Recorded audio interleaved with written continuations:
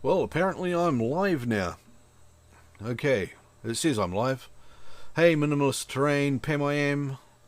Wayne was here earlier. Australian Outdoor Man was here earlier. I wasn't here earlier because of a mixture of things. As usual, technical stuff does happen, and it did. And, oh look, I just had a notification to say I was live, so that kind of confirms it, I guess. And I'm going to remember to turn off notifications so my machine doesn't keep going bing, and also put my phone on silent mode. That's a couple of really clever things to do there. So how is everyone today? Who have we got on here at the moment? Probably bugger all. There's 5 people popped up. There you go. Say hi in the chat so that I know who's here. Hey, Texas Ranger. No, Team Rangers, that's the one. It's really little type because I've got a 4K monitor and hard to see.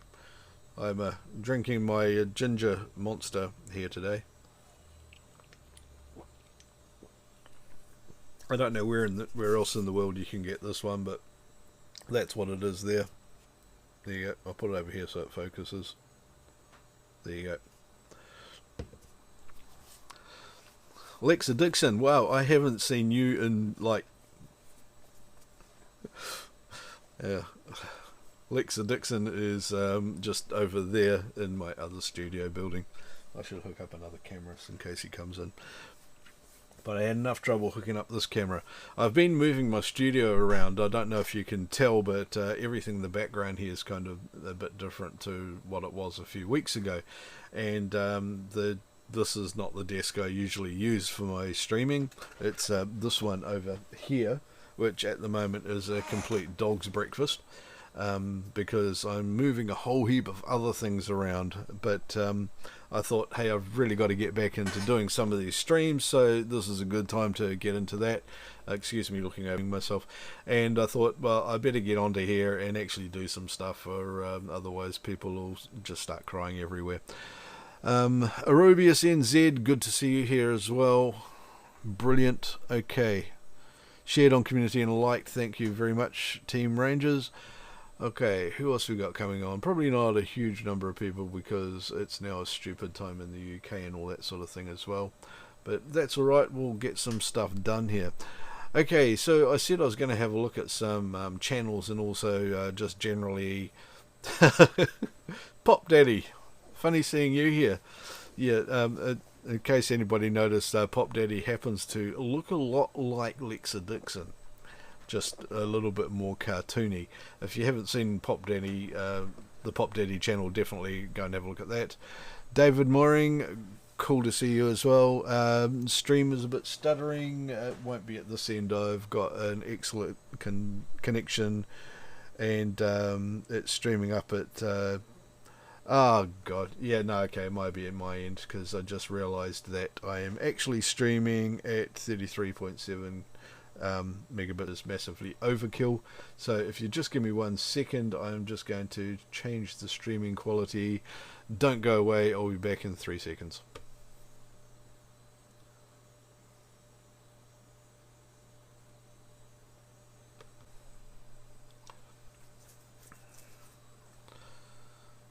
Okay, I'm back on air again.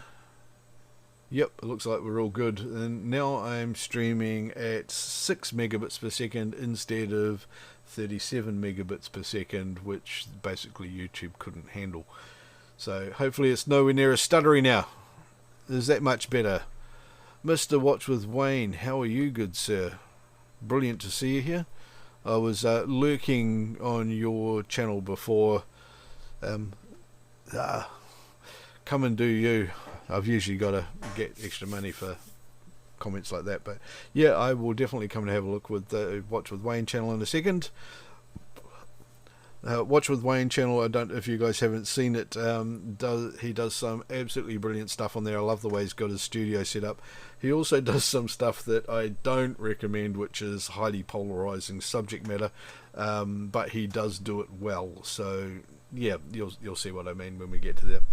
Okay, I'm just going to make horrible noise as I move my microphone around so it doesn't cast a shadow on my face.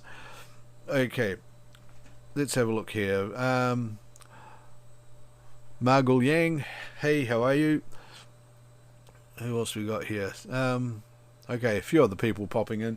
If you're here, say hi, just so I can see a number. I keep moving myself sideways to look at the window of who's here and everything, but what I should actually do is just move that, because it's sitting behind where my camera is sitting.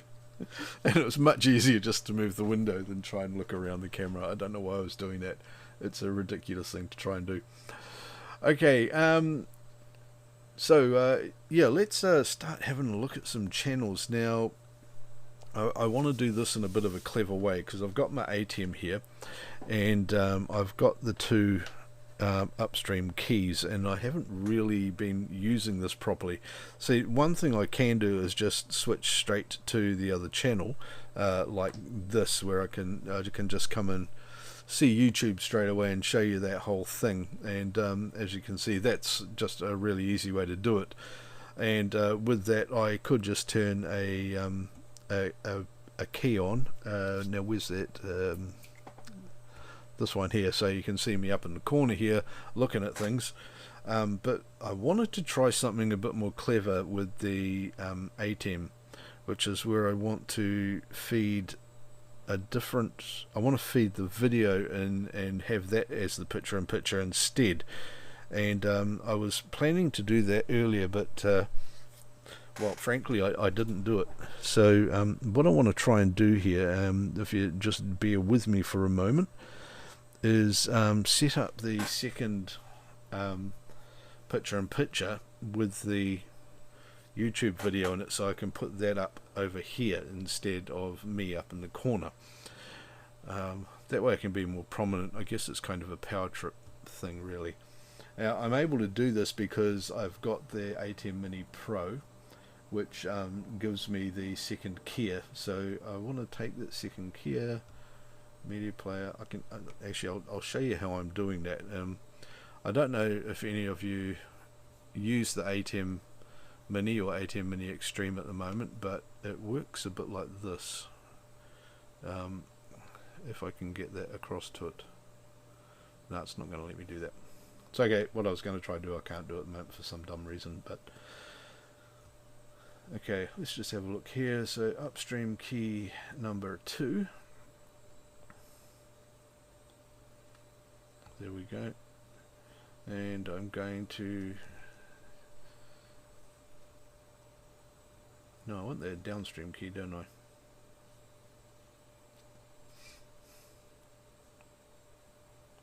Full source camera increment. Bear with me for just a moment, boys and girls. Downstream keys. Key 1 there, key 2.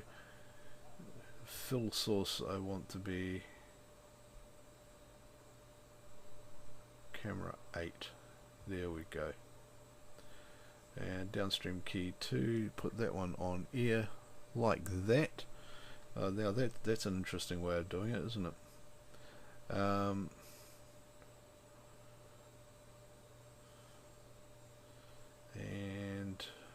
what am I doing here? No, that's not going to quite work for me at all, is it? Okay, that's not quite what I'm after.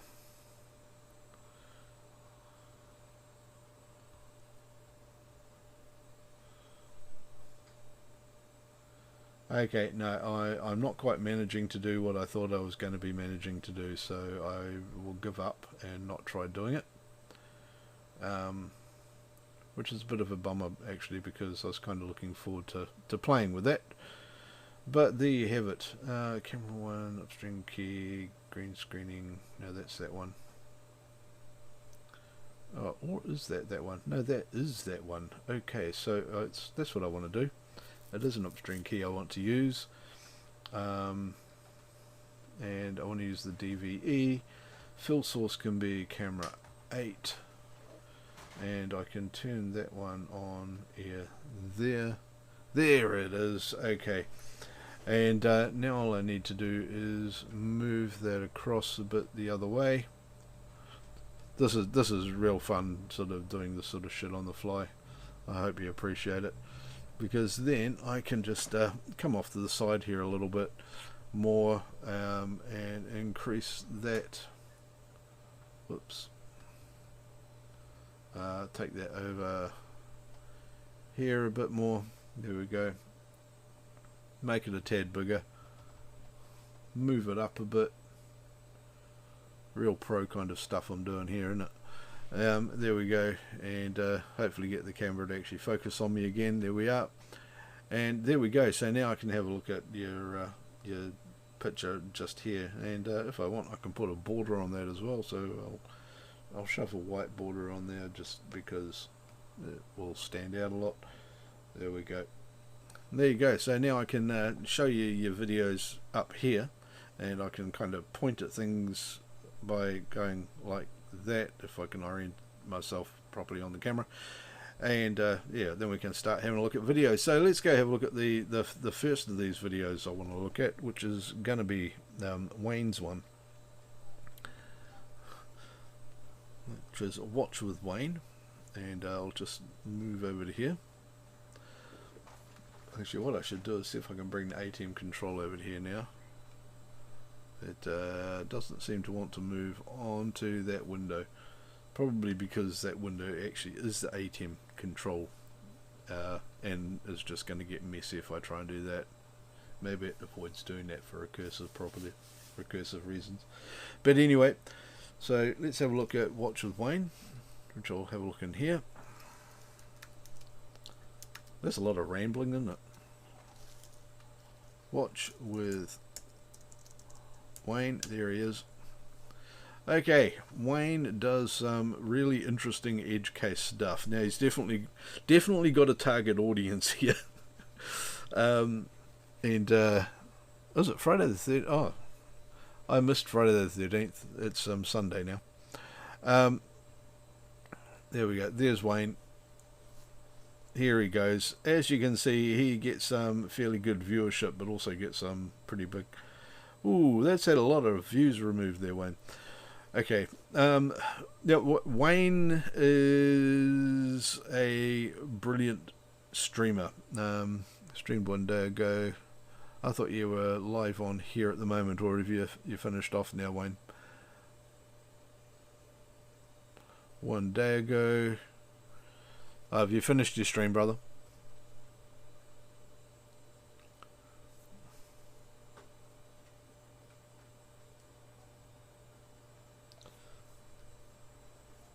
Right, he may have just finished today. I thought he was on here.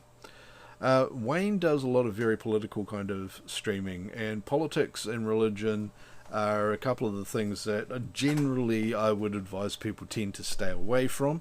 But in the case of Wayne, he does do a very good job of showing politicized and highly evocative content, and it's the type of thing that if you do it well, like Wayne is doing, you can get a really dedicated audience going, and you can be sort of edge case but neutral at the same time, and try not to get yourself into too much trouble. But you do have to warn that if you're going to do this, you are going to fall foul of rules every now and then, because not necessarily because you're falling foul of YouTube's rules or anything like that in particular, but you're going to be talking to groups of people that have highly polarized points of view, specifically with things like religion and politics and social politics, and or operating systems. That happens as well. And when you do that, you're going to get people that are complaining just because you don't agree with them or they don't agree with you, and that can end up making the channel quite messy. And you hear a lot of people that are making this type of content, which there's nothing wrong with the content, it's just that people have incredibly strong viewpoints in either way, and you do have to accept that occasionally you're going to have content taken down or removed, or views etc. removed from that one. So if it's an important matter to you and it's something you believe in and you've got a really good audience, then yeah, go ahead and create stuff like that. It is really important for people's voices to be heard online. But do accept that there are other voices out there, and it can cause you problems. Now Wayne does some really neat stuff on his channel. I'm just going to open up one of these here. Just give me half a second while I'm fiddling around making sure that I can actually see my own cursor. I want you to have a look at Wayne's studio. There's some stuff that he's done in here that is absolutely brilliant and really simple to do, and doesn't have to be particularly pricey or anything like that. He's got really great graphics he's come up with, and really good theming and branding on his channel, by the way. And he continues that branding in the background. He's also got a picture of that logo that he has up on the wall. His desk and monitors here show things that are going along, that are happening. He's got this great sign on the back. Now, is that actually a scrolling LED banner thing, or is that a graphic overlay, Wayne? I was never quite sure of that. I kept meaning to ask. He's got some really good ambient lighting in here, and things like this LED strip along the back, that kind of thing that he has in here. There's another channel as well, which is Wayne Live, which is actually the same spot but from a different angle, and you can see a little bit more of the studio space that he's working in from here. That's in here, and as you can see, hold on a second, it was not the right video. This one in here, I think you can probably see his studio space a bit better in. Oh, there you go, that's live, and he is there at the moment. But as you can see, he's got a great little corner desk. He's got all his bits and pieces on there, and he's got his graphics and things up around the side. And he's got some decent monitors that and a bit of lighting in there as well. He's got a great desk microphone, all of the stuff that you need to make sure that your channel looks really professional. And I'm not quite sure what your t-shirt says there, Wayne. He's obviously streaming while he's watching, because yeah, there you go. I think that's us looking at him looking at us at the moment on YouTube. So yeah, lots of fun there. I'll just see if I can get some audio up from him. I'm not sure the audio's running from him on this particular channel, but there's probably a bit of a delay there as well. Both sides in the last 24 hours email me, and I'm going through some of the emails now, and I don't even know what to believe anymore.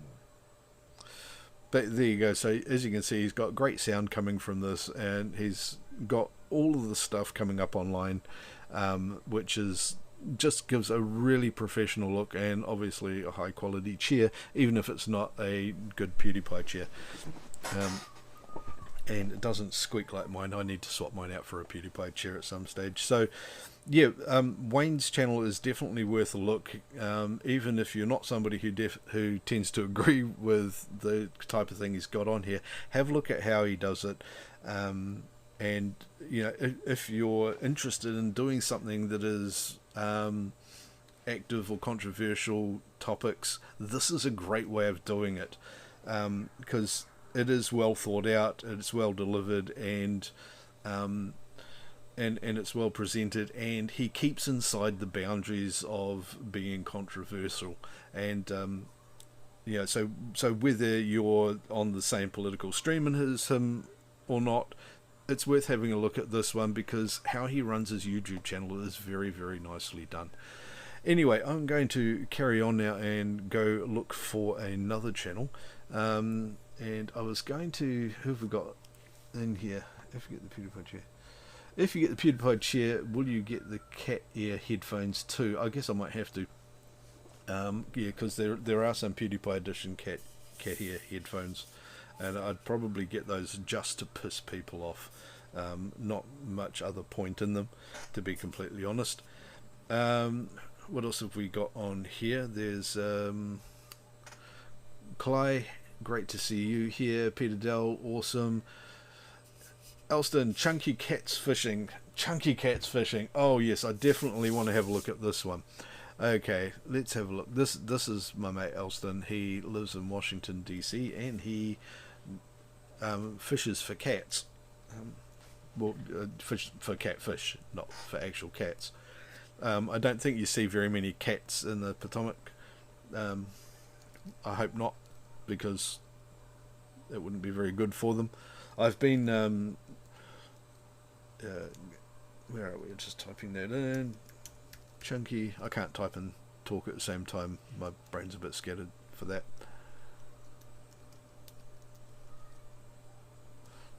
Yeah, I just need to bring that up so I can actually see what I'm typing. But not verses. Jesus Christ. I'm sitting slightly askew from my keyboard, so I'm hitting the wrong keys.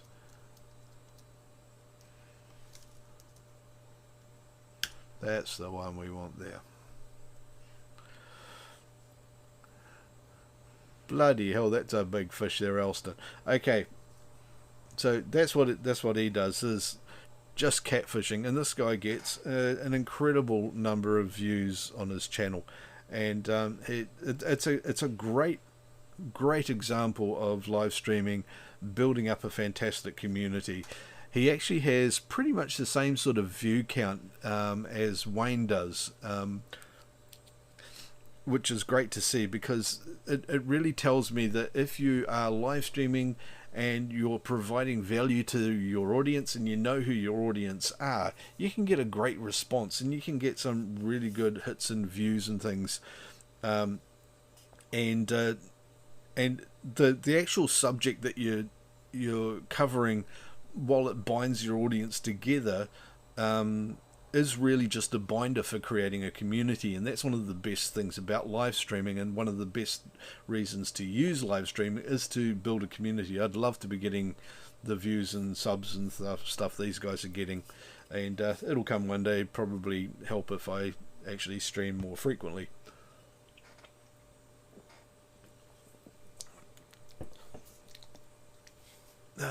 Peter says YouTube is hard work. Yeah, it definitely is hard work.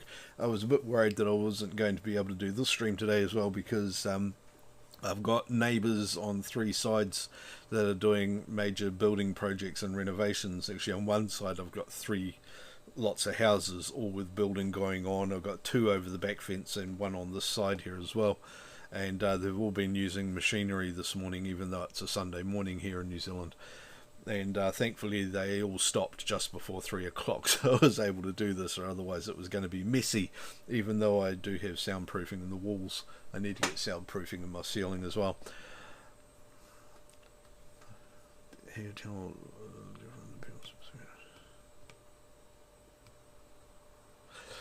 Yeah, so I'm just going to look at a couple of Elston's videos. He's always doing something a bit different and new, and bringing it up. So he's got his kids with him during the school holidays here, which I absolutely love seeing. His kids are a heap of fun, and they really get into it.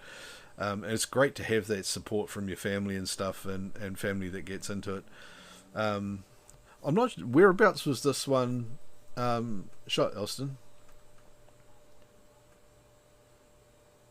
Super chats, yes.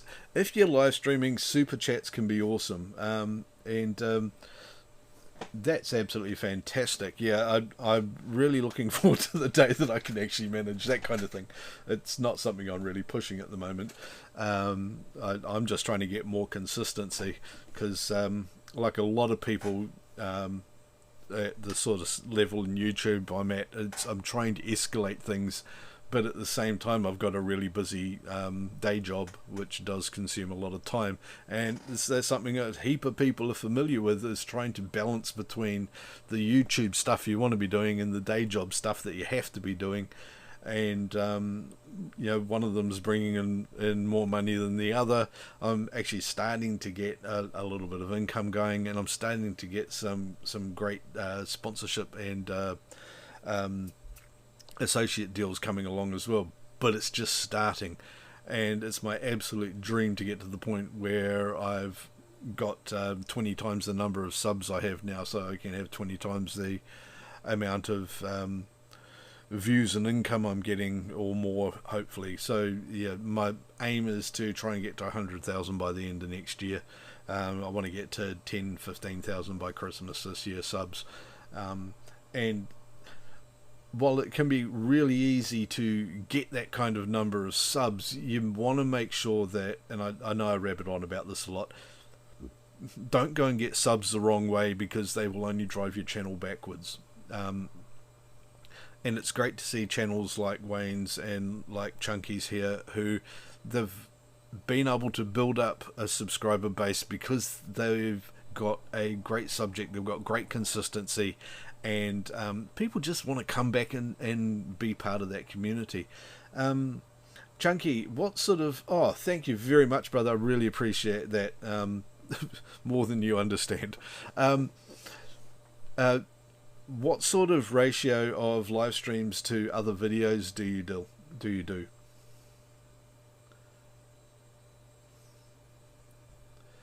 Yeah, you're right, Peter. It takes a long time to get things rolling, and it also takes a long time, I think, to admit to yourself that you need to do things in a particular way to make it work.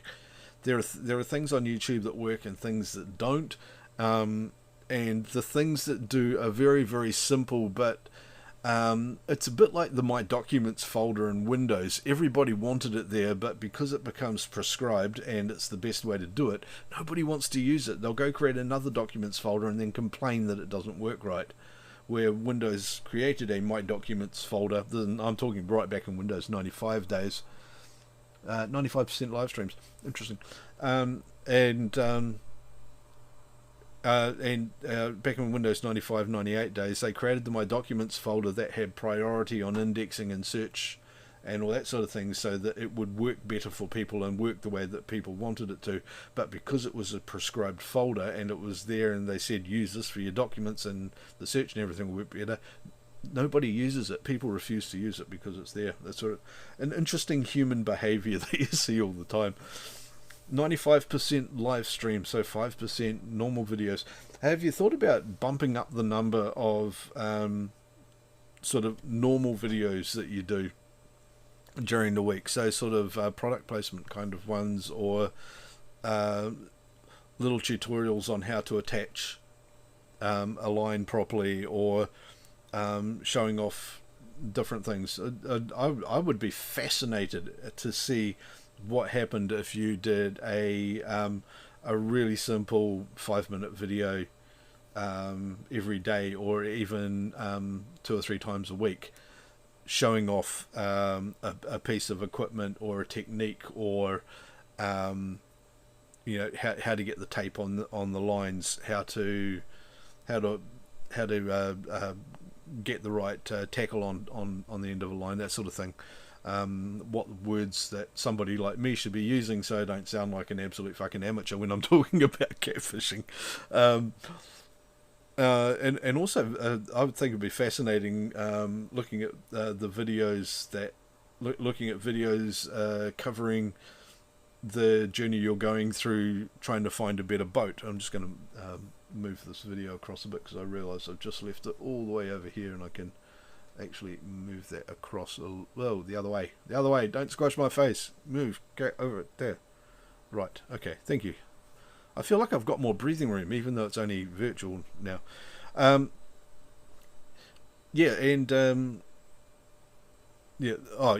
boy on the videos, by the way, nailed it as well. Just sort of really keen to see what would happen if you started making videos that start to get subscribers on live stream. I just thought it'd be absolutely fascinating to see how much of a difference it would make if you added some more static videos. No, live streams will never go viral. That's correct. So a live stream will get you subscribers, it will get you views at the time, and it will help you build a community. This is what you should be using live streams for, and then that will feed through to your other videos, so that if somebody else, obviously you're communicating, is interested in catfishing, so if you're creating other videos on other topic, more persistent videos, the evergreen videos they call them, on topics around the catfishing, so how to do this, how to mount a reel, how to rewind a reel, how to untangle a reel, maintenance. There's so many different things that you can do. Then you're already what Google would class as an authority in the algorithms, and you would be more likely to get more suggested traffic to those sort of video, and I would just be absolutely fascinated to see how much of a difference that would make to the number of people you then get coming back to view the live streams as well, because your live streams are great. It's a beautiful discussion, and I love the way that black light fluoresces you blue sometimes. It must be a particular type of sunscreen maybe you're wearing or something like that. You know, some sunscreens fluoresce really interestingly. That's something I learnt a while ago when shooting a couple of dance club gigs. I'm just going to quickly bump back out of here and check out a couple of your other videos, because I just wanted to see what sort of non-live stuff you've got at the moment. There you go. Uploads. I think a lot of your uploads in here are also your lives, aren't they?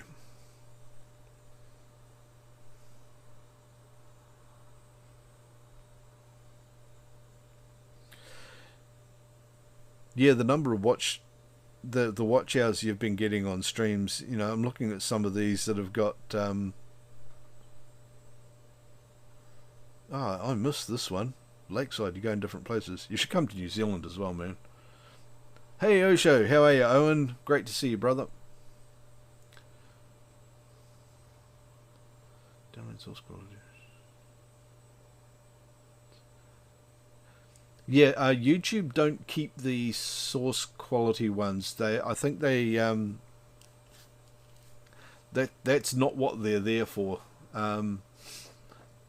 For storing stuff online, they compress the hell out of everything, and they do compress it into a lot of different variations, but it's never going to be the same bit rate or anything like that. They're not there. They say very clearly that once they've encoded everything, they get rid of the original.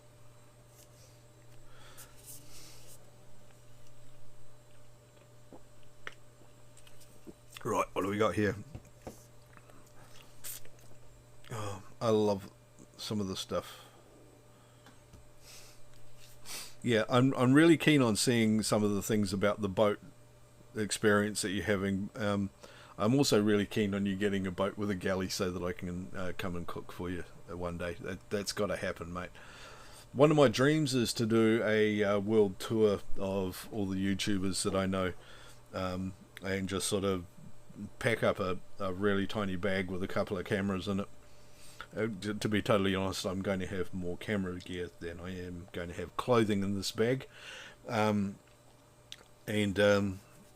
just go around and buy clothes and throw them out all around the world so that I don't have to carry luggage. But I want to go and visit as many YouTubers as I can and just travel, and yeah, one day it'll happen, but yeah, COVID's sort of given me an excuse for that not occurring anytime in the near future. I need to be earning enough off YouTube to make that viable well before I pull something like that off. So yeah. Oh, so that's your boat. Is that the same boat that you've been shooting in recently?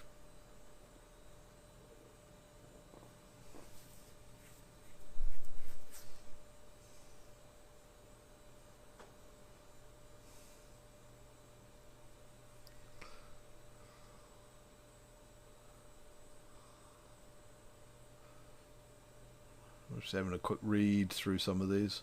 Yeah, getting 1400 watch hours on a live stream is absolutely brilliant, mate.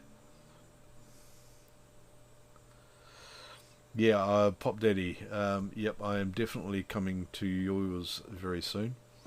I was just going to have a quick look at Elston's boat here because right. Okay, this is really interesting seeing your rod clamps and everything in the daylight, because I only seem to get on when I finished work, and yeah, I only seem to get on when I finish work and it's already night time where you are, and I never get back to watching the beginning of the streams. That's awesome. Anyway, okay, next one I want to have a quick look at is Pop Daddy. Now, this is a new one. I've been experimenting with Axel. Well, Axel's been doing all the work on it, but we're looking at doing something that would get a bit more life, and we've still got to go and do the whole filtering to find it by channel. There we go. That's a useful tool, that one. And there it is, Pop Daddy. So pop along and have a look at this one if we can. While I'm not an advocate of artificial content, if we can get that one up to 100 subs, because you're interested in it, then we'll be able to get the custom URL running on that one. But we've sort of been having a look around at things that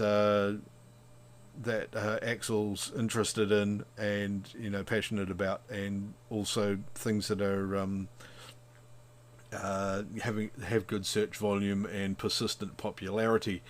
And this one here is the Funko Pop figures and just pop culture in general is something that we thought, well, we'll have a go at this one and see if we can build up a bit of an audience on it. And as you can see, with 122 videos already, in pretty quick succession, I have to say, as you can see, there's a whole heap of these just uploaded in the last 6 days. All these ones 6 days ago, and I know Axel's just sitting in my other studio building next door there, doing some more right now, and chances are he's about to come through the door and say hi. At least that was an invite. We're trying to see how quickly we can get more and more of these videos up and running and build a really good audience. As you can see, it's got 26,000 views on it already in the last 30 days. So that's pretty good. And if you have a look here, you can see he's been definitely outperforming me on some days as well. So I love seeing this, where he's getting 3.5. Man, hey Axel, you need to come and tell me which videos you're getting these big bloody views on in the last few days, because that's fantastic. Actually, I can have a look at that one, because I think he made me a manager on that channel, or maybe not yet. No, you need to make me a channel manager, dude. Or did you? Nah, not yet. Make me a channel manager and then I can have a look at it. But that's a channel that we'd really love to get a bit more traction on. So it's pretty much a brand new channel. It's, as you can see, it's only been around a couple of months now, a month or so. So back here we're only getting a few views on it, and then we just sort of started suddenly gaining up, and a couple of drops and bits and pieces as well. But we're looking at different traffic patterns and the types of things we need to do to grow that channel. So pop on, keep an eye on that one, because we're going to talk about this one a little bit more, and we're going to look at more pop culture things other than just the pop vinyls, getting into movies and board games and trading cards, all that sort of thing. The sort of, there we go. Here he comes. I can. Here he is. What's up? Here's Pop Daddy himself. See, there he is. Yeah. So we're setting up a bit of a studio base here, where we're trying to build these rooms that we're in into a number of different spaces that we can create different videos and do different streams from. And if I'll just turn that off for a second so he can pop in here next to me. There we go. Get it? Pop Daddy can pop in. Yeah, you pop in. There you go. I'll just hug him behind. Oh yeah, you go sneak in behind me. Yeah, he does that. Okay. You have to sort of stay the same distance from the camera from me, or otherwise you won't stay in focus. Yeah. So the goals for the Pop Daddy stream. So, I mean, what sort of release content?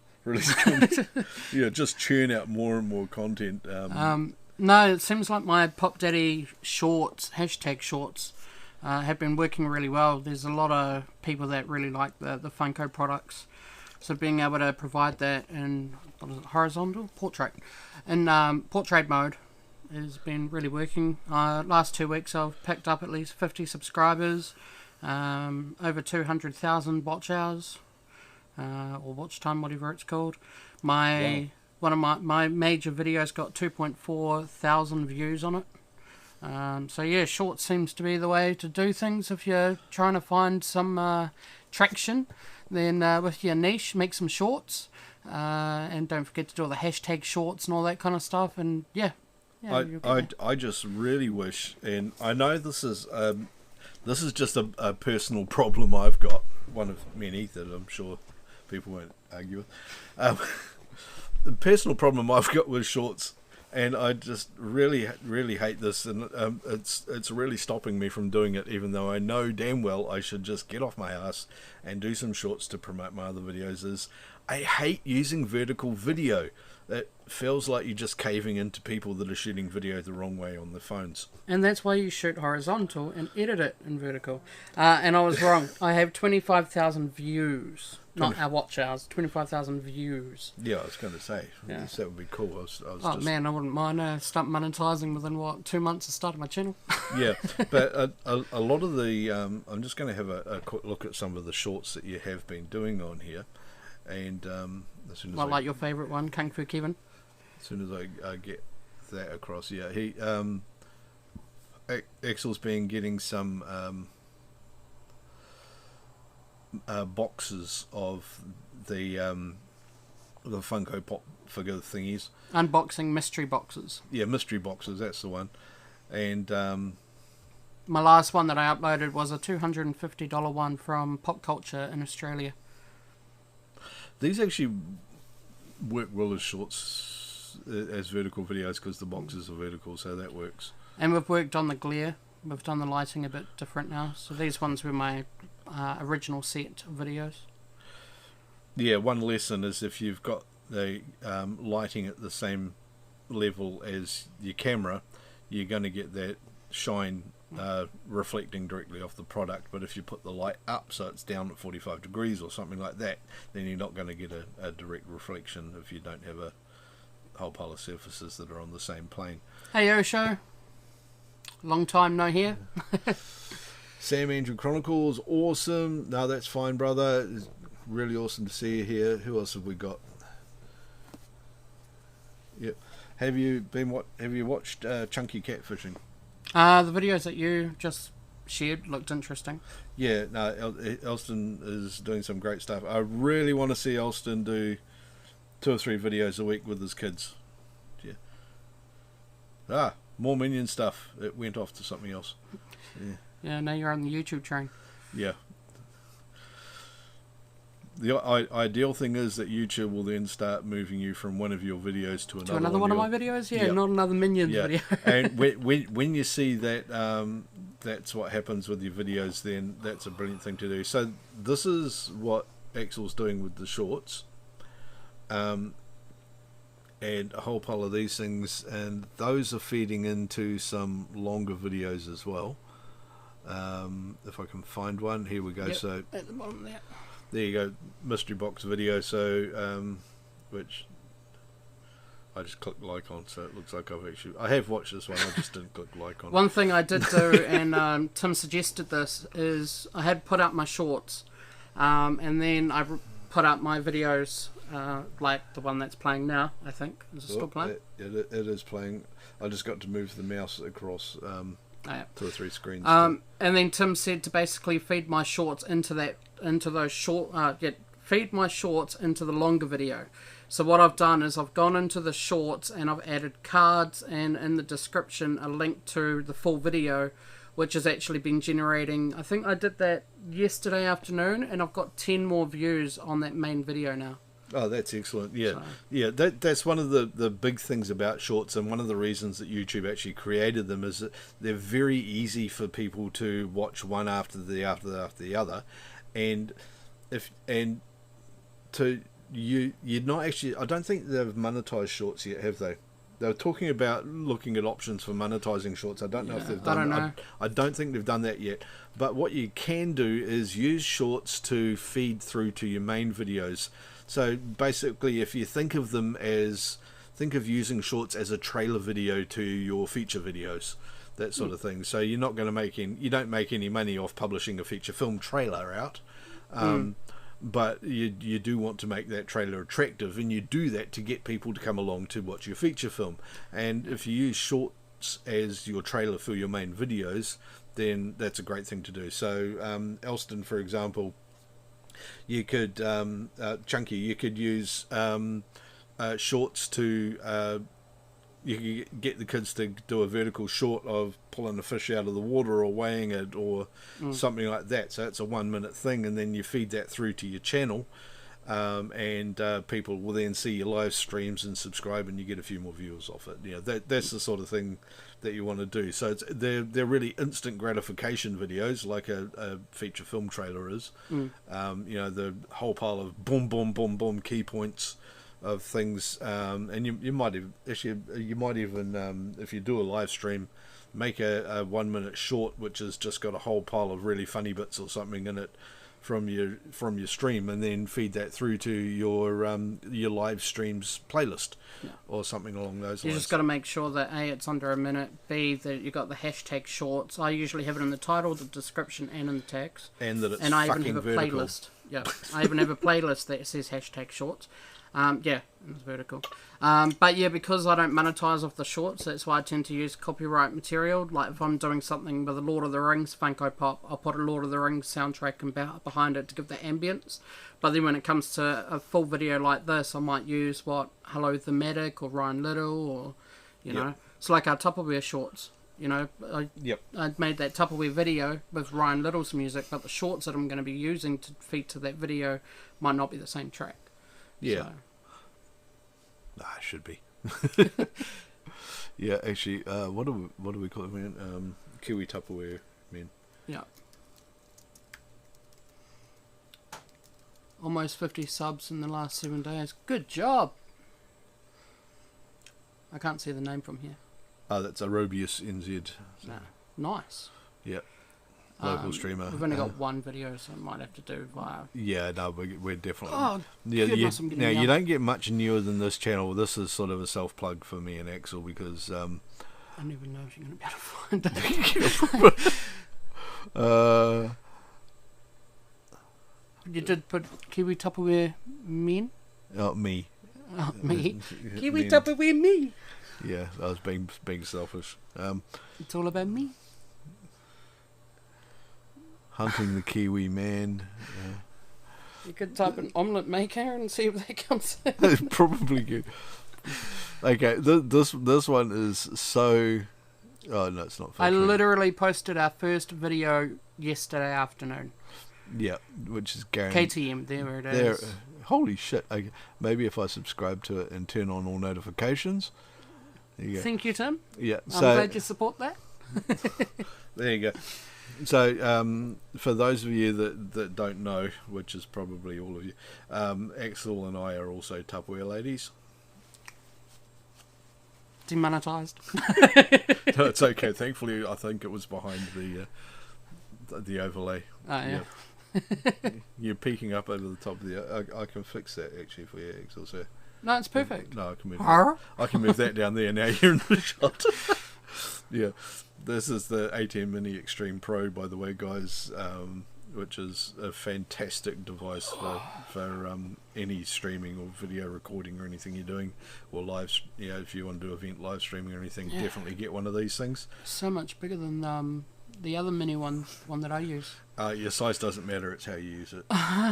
Demonetized. Yeah, it's not about how big it is; it's about how many you've got. Oh, I've got 3. yeah. I don't have any. Okay, I'm borrowing the one off you. true. Yeah. Use someone else's. Where was I going? Oh, that's right. So we're Tupperware ladies as well. So we've just started up a channel about a year later than we really should have. Yeah. We're going to be doing a lot of this sort of stuff on here. So we just shot this video. I changed the thumbnail. Did you notice that? No, I didn't. No. Well, good to know. Thank you. But it's good. So there you go. we made an omelette and sort of a demonstration of how you can get a whole pile of bits and pieces into a video and use it for marketing. And this is another. The reason we're doing this is not to make money off this channel so much, but to that was a nice zoom in. Not to make money off this channel so much, but to help us create a bit more ambient income, because it's a little bit more money that we might be able to get generating an ambient money over time. We get people coming and searching for Tupperware in New Zealand. They want to buy some of this stuff because it's got a massive following.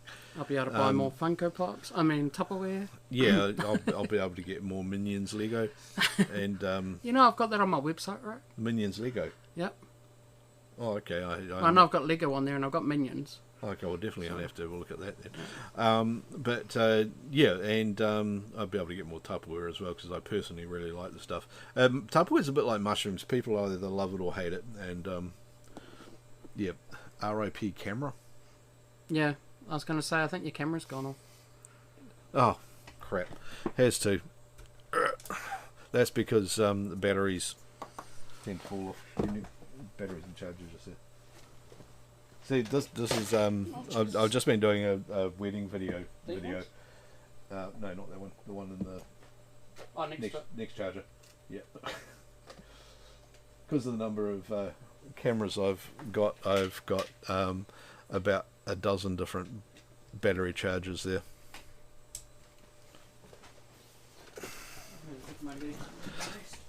Here it comes. 3, 2, 1. There we go. We're back.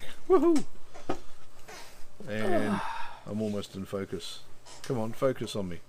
No, likes me, see? Oh, it's gone to you. You said that, it focused on me.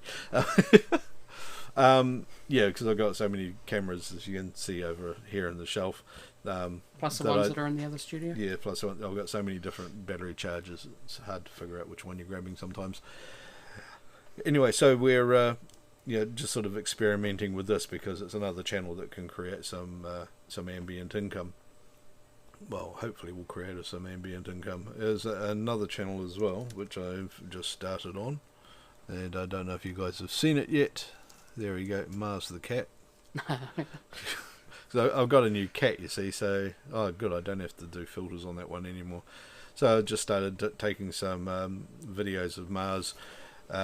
Just going to let that one slowly do what it does over time, and yeah, we've only got 3 videos, 182 views on the 3 videos, and how many subs have we got on there now? 21, which hasn't changed at all. Should have filmed the cat escape. The what? The cat escape. The cat escape. This morning. yeah. The cat that outsmarted Axel and got out of the room and went and did his own thing this morning. Yeah, I'm just going to move over a little bit, or otherwise I'm not in the. Well, I set up the autofocus thing for about here, so if I'm not in the right spot, it's not going to autofocus on me. Yeah, so this is another channel, because I thought, well, I got a new cat and it's YouTube, what can possibly fucking go wrong with that? But anyway, I'm going to have a look at another channel now. Who have we got up here? Yeah, show. I'll go and have a look at that in a second. But Chunky, yeah, I'm definitely keen on, if you're going to come to New Zealand, then I will tour you around the fucking country. We will do that. And I've got a lot of mates that go and do a lot of fishing all around the place. I think the hard bit will be getting you back out of the country.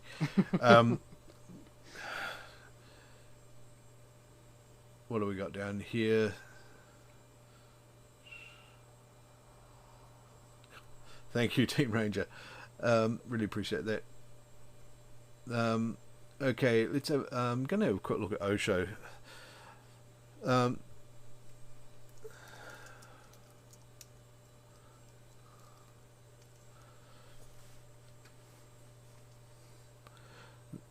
Now, this is Owen. He's got a couple of different channels going on here.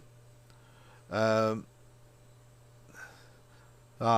I can see you have been playing around with the shorts as well. Let's have a look at that.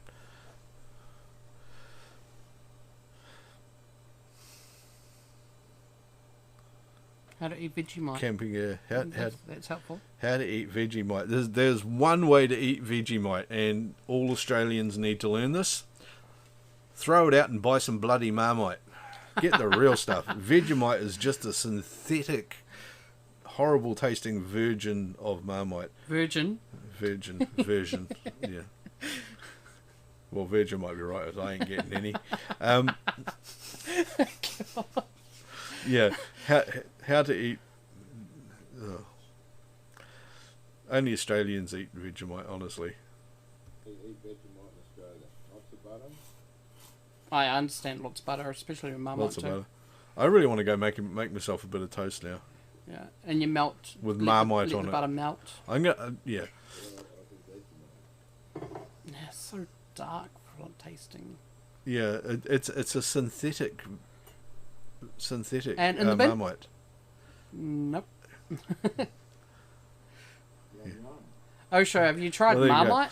So there's the Osho. You'll also. Made from beer. That explains why it's. Ugh.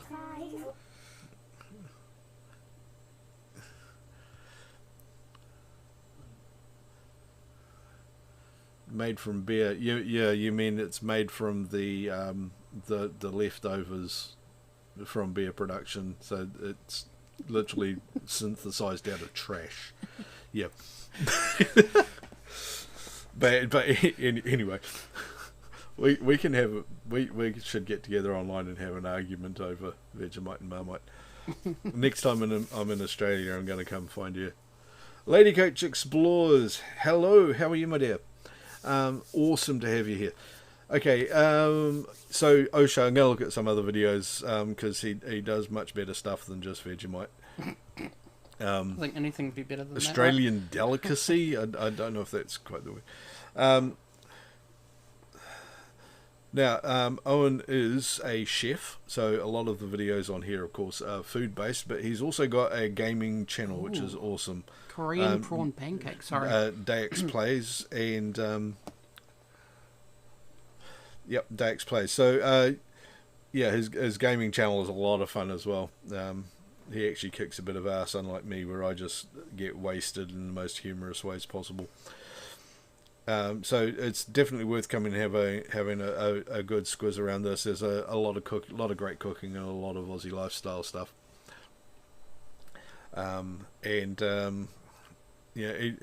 I hope you don't use Vegemite in your cooking, do you?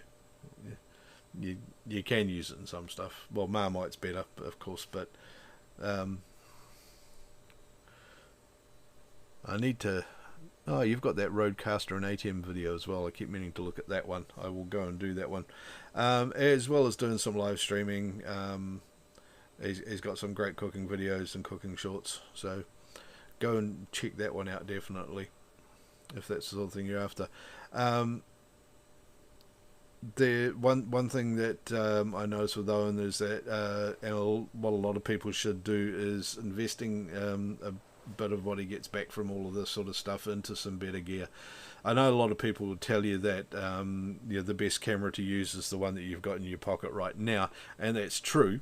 I'll just put that back up so Axel's not totally hiding behind the wrong way. I need some better. I need some better controls here for this thing, and I can knock that back up to there. Yeah, it's perfect. Shit, your head's cut off either way, isn't it? No, I'm a walking YouTube. Walking Dead. Yeah. It's a bit like Dream, except he's got an Owen head.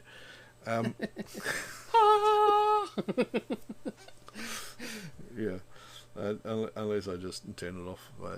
But yeah, a lot of people will tell you that the best camera to use is the one that you've got in your pocket. Obviously, for me, I would need Pretty big pockets. really big fucking pockets to carry this around all the time, considering that also needs, well, a battery and charging. Not really a vlogging camera, and even that's a bit big for your pocket, to be completely honest. But you know, if you can get better gear, it is going to make a difference. If you can get some better lighting, it's going to make another difference. So keep reinvesting in the studio stuff. If you can get some wash lights up behind this whole bluey purpley light I've got going up behind me here was a $30 power light I bought off AliExpress. You can pick those up and program them, and they put out a huge amount of light. They're much better than the LED strip lights, and you can use them to create some really good atmosphere and colour without screwing up the rest of your thing. A really high quality microphone is one of the best things you can get. I've got the Rode micro mic here. I can't remember what the bloody thing's called at the moment. I got the Blue Yeti. Blue So Yeti's pretty good. it's the Video Mic Micro, and yeah, I also use the Blue Yeti mic over here that I've got on my desk if I'm doing some other things, but the Rode mic is one I've got hooked up to the ATEM Mini. And the ATEM Mini, of course, I'm using for whole polar bits and pieces and the streaming. I also use that for recording because I get consistent frame rates and all that sort of things, and I can take that out to venues and do live streaming. So getting these bits of gear really helps. Another great thing if you are going to do live streaming, and you can look for videos on my channel, is the YOLO box here. Quick plug, not sponsoring or anything like that, but this thing here, I'll just power it on so you can see the beautiful graphic that comes up. This thing here has got HDMI inputs on the top. I think I've probably let the battery go flat on it, and outputs, and it will output wirelessly or over cellular. So it's got a cell card built into it and all that sort of thing, and you can live stream directly from this to either to YouTube or Twitch or something like that, or up to 3 different places at once if you want to multi-stream on it. Awesome, powerful box, and there'll be a link down below to that thing if you want to check it out as well. It also works in tandem with the ATEM to do some really cool stuff. Okay, that's enough plugging shit.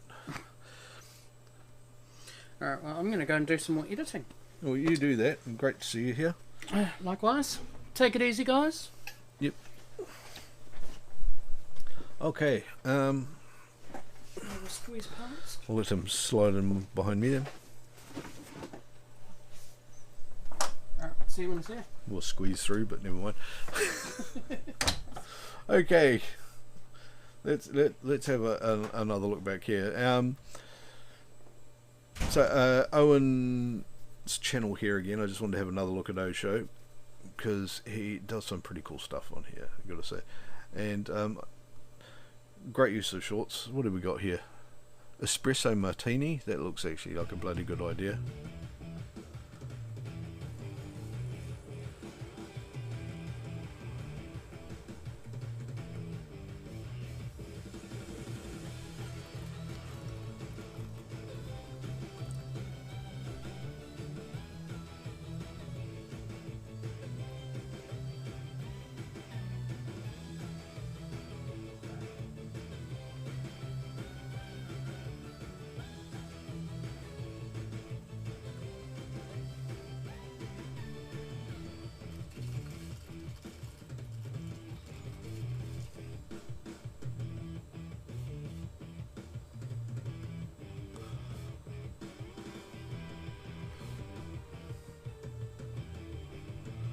Did that have any vermouth in it, or was it just vodka?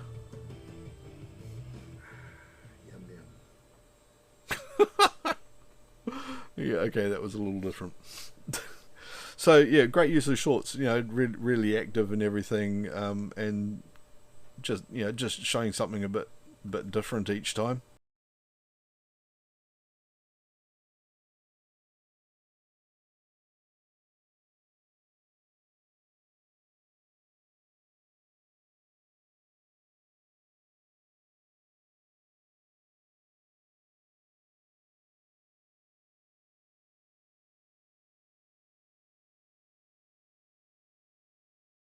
Thing that you can use to feed into another video, you know, perhaps with more detail and stuff like that. So you know, if you wanted to, and you could feed that through to another video that showed a lot more about you know, how that's all made and where you get the ingredients from or something like that, maybe some of the gear you're using. And if you start using some gear like that, then you can start looking at some affiliate links. So have a look at the gear you're using and get an Amazon affiliate account and start plugging some of that stuff going through. That would go the same with you, Chunky, as well. You know, getting some Amazon affiliate stuff hooked up with the gear that you're using. I think you might do a bit of that already on your channel. I'm not sure, but you know, with my stuff and the camera gear, I'm actually making nearly as much a month at the moment, even though it's not a huge amount. I'm making nearly as much a month off the moment as on Amazon affiliate links as I am off the AdSense. So, you know, if you can keep that sort of thing going and or feed that kind of link through and pick up other ambient income and then merch income and sponsorship stuff and you know, product placement deals, that sort of thing, you can start getting a fairly good bit of money off YouTube and actually either turn it into a self-funding hobby or a decent income, and then take that jump one day and trash the day job and get out of the office and start doing this stuff that you love full time. You know, being able to churn out 3 or 4 different videos a day for several channels, that sort of thing. Okie doke. What am I going to look at next? Let's have a look around here. Pam I Am won a light off one of my previous streams. I don't know if you've actually made anything with that one yet. Professional procrastinator, that would be you, would it? Given it's one I'm subscribed to.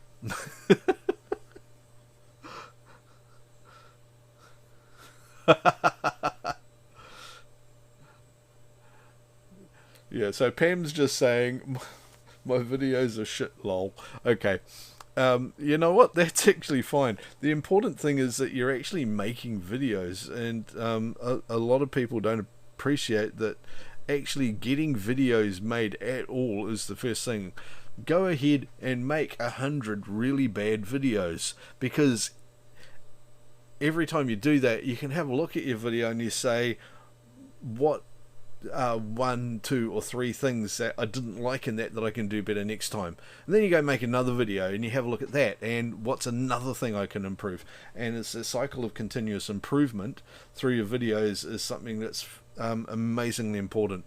And if you can do that and just do something slightly better every time you make a video, then you're going to end up having a fantastic channel. I'm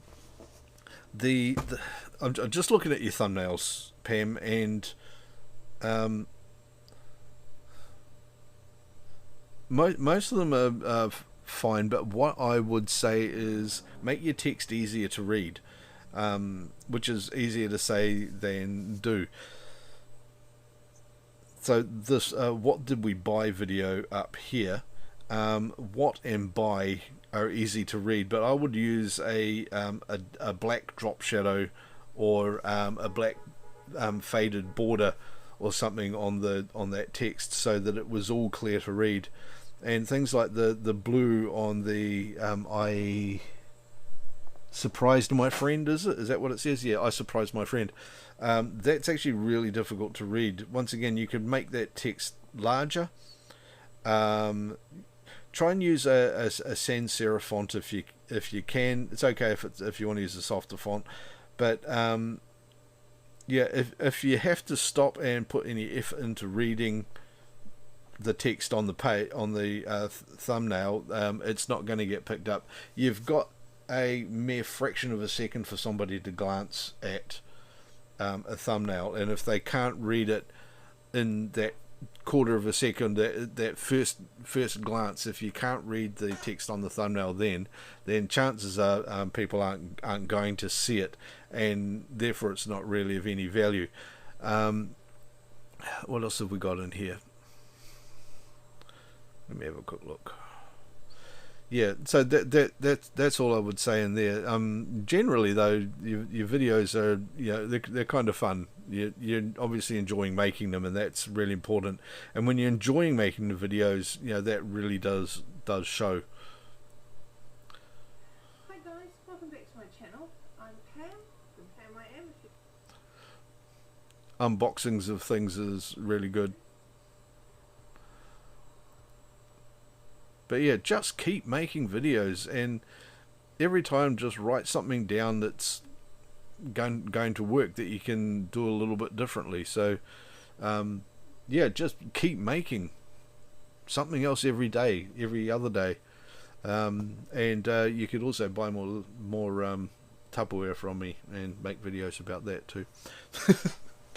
Just saying, but a lot of everyday stuff, like this that you're doing right now in this video, is the sort of thing that is actually surprisingly popular. Like how to clean something properly and not leave streaks on the glass. You could attack that sort of thing that way.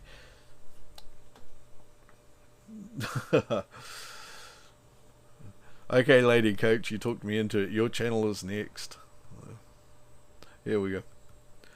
Pam, keep making more videos. Just keep doing it, and just have a look at each video after you've made it and say, right, next time I'm going to do this to make it a little bit better.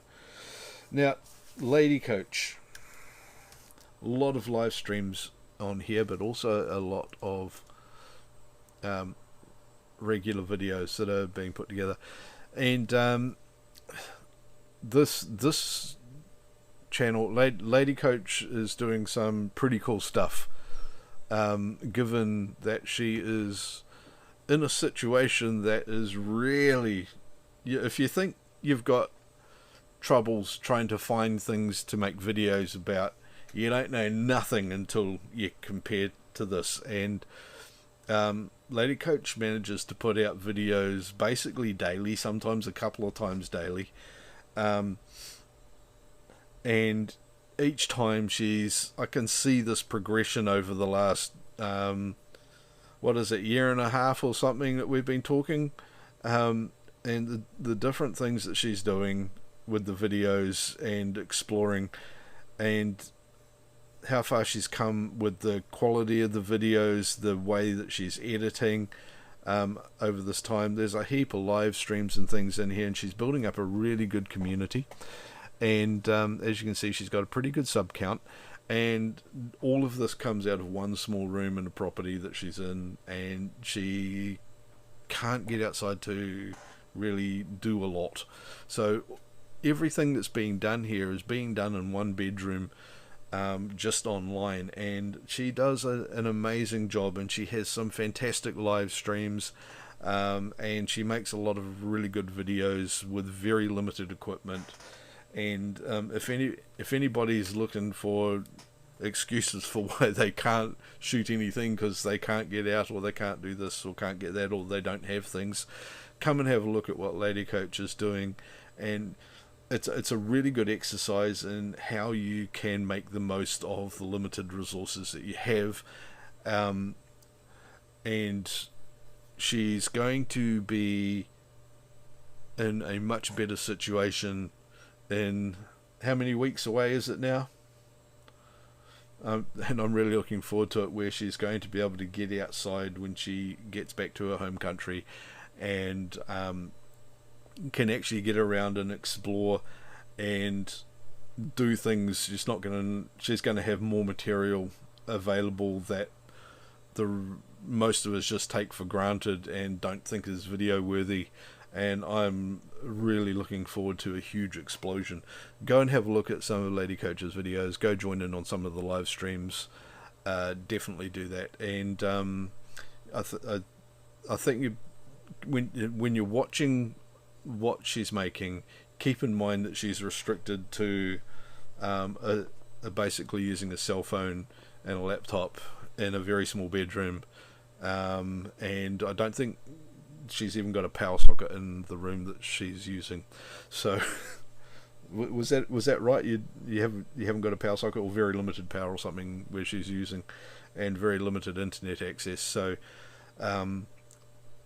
this is a fantastic story of perseverance, and once Lady Coach gets out into the world, when she gets back to her home country and can start really exploring and looking at things and getting a bigger camera outside, watch this one explode, because it's going to be cool.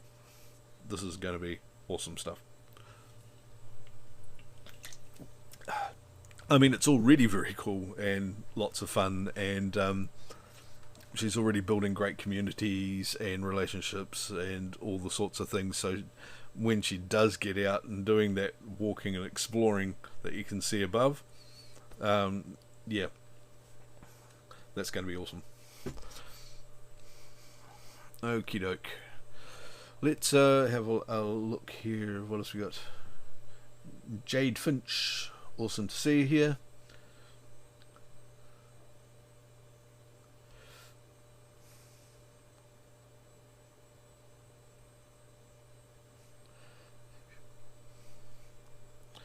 Okay.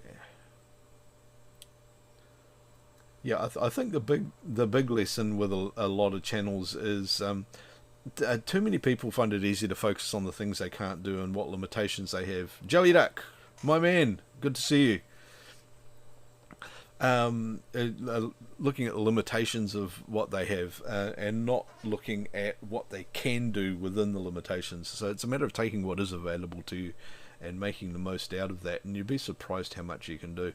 There are products that I want to review for my channel, for my target audience, that I haven't been able to get hold of, but that's okay, because I found that I can go to the manufacturer site and what was it? There was something I was reviewing recently. I can't remember exactly what off the top of my head.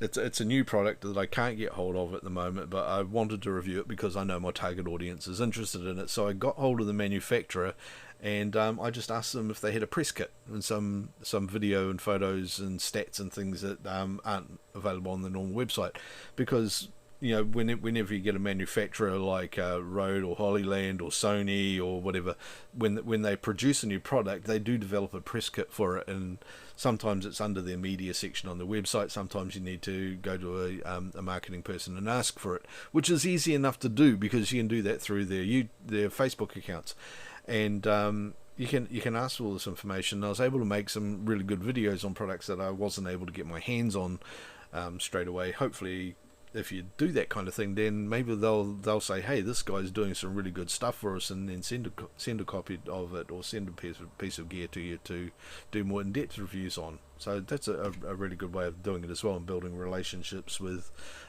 people that you want to work with and collaborate with. So yeah, there are a lot more resources out there than a lot of people realize, and they're much easier to get hold of than a lot of people realize. Okay, let's have a look here, and around the bend. Around the bend. Why do I have a feeling I should know that one? Around the bend. You're in New Zealand, eh?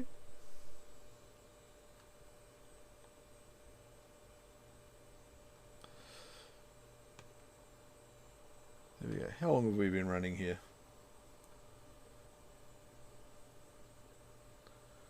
Ooh, nearly an hour 20.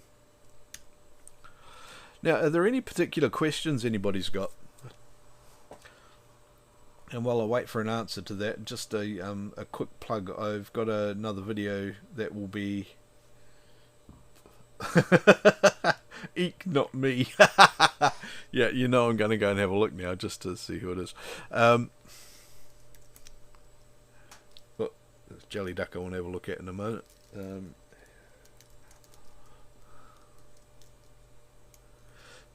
Jelly Duck I started looking at a while ago. Create a custom URL. You should be able to create a custom URL. How many subscribers are you on now? You need 100 subs to do a custom URL.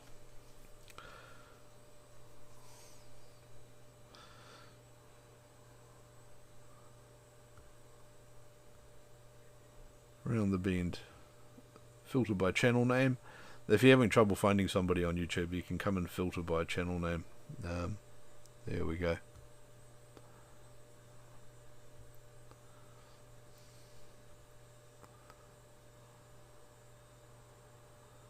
Ah, yeah. Now I know who are around the benders.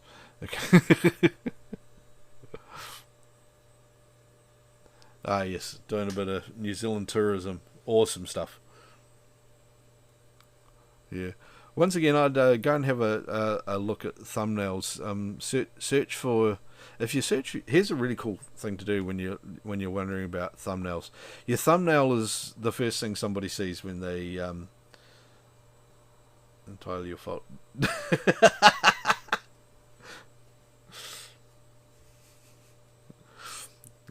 Yeah. Okay, so I'm just going to have a quick look here. I'll go show you a cool trick. Here's a cool trick. So, Christchurch cookies and an airport disaster. Okay, so let's have a look at that. So,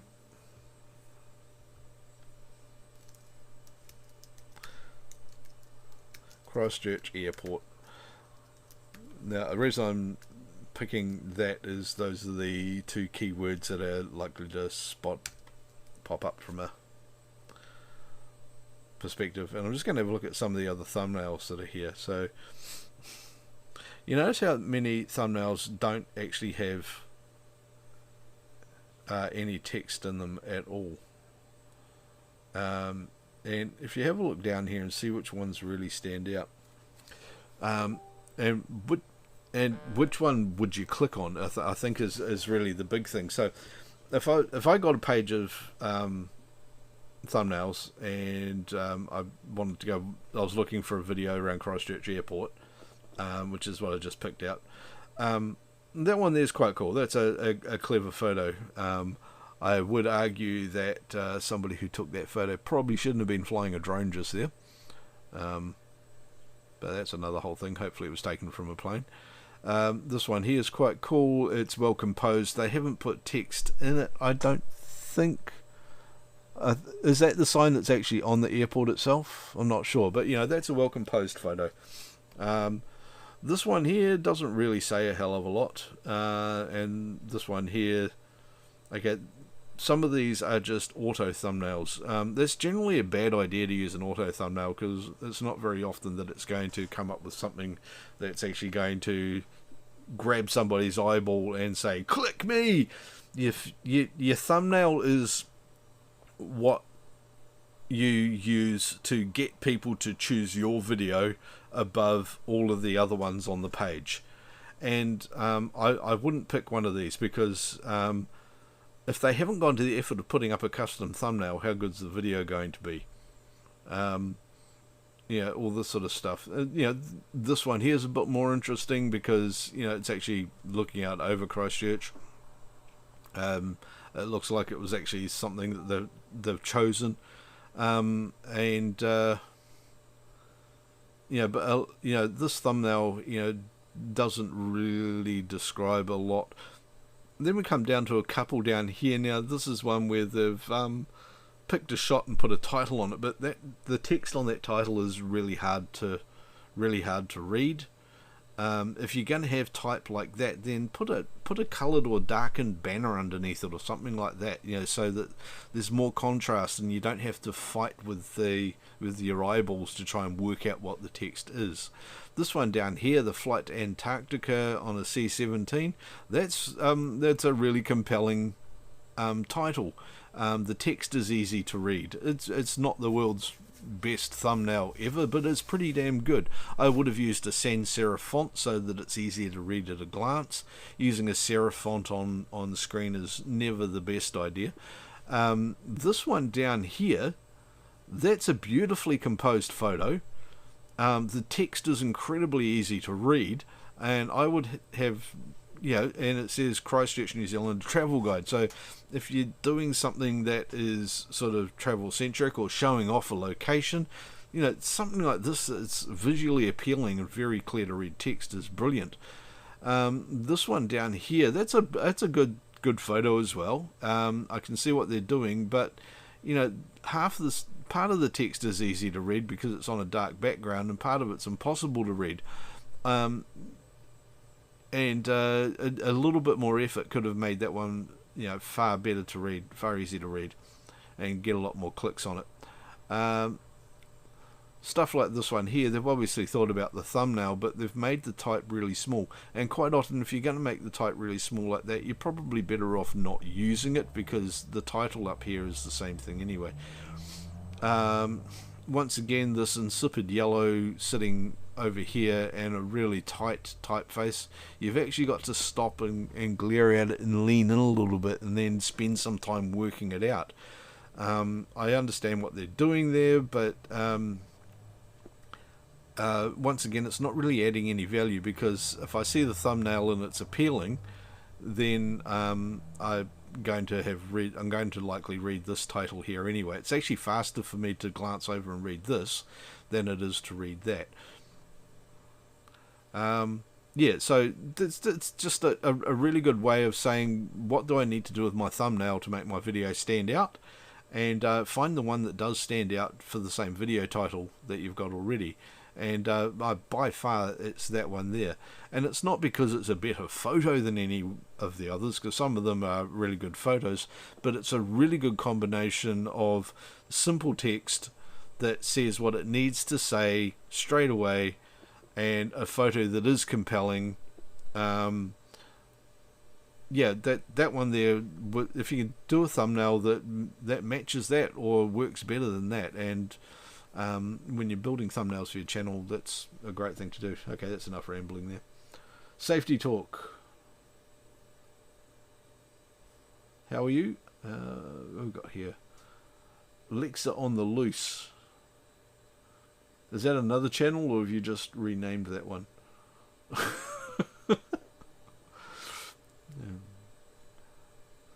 What do we got here?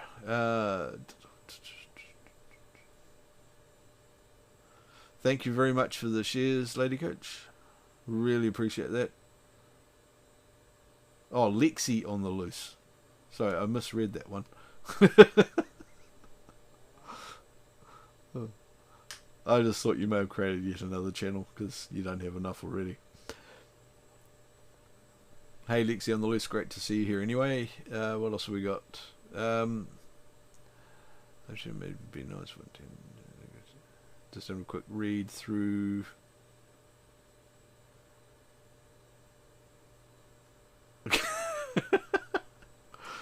Through the personal arguments between Around the Bend and Pam I Am.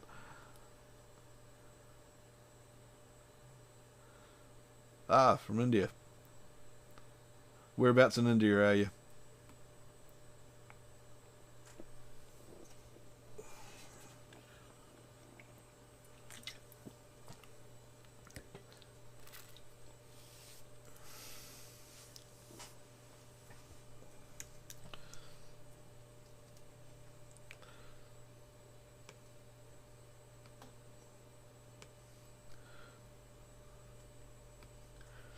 Yes, safety talk in India is something that really needs to happen with a lot of people riding small motorbikes.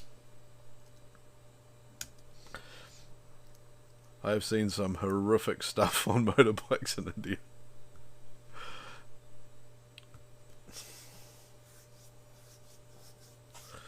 Oh, has that gone out of focus again, has it? There we go.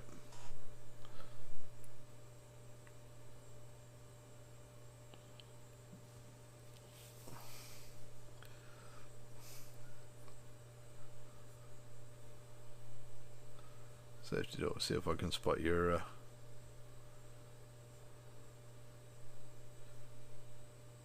channel there. That's the one there, I think, isn't it? Yep.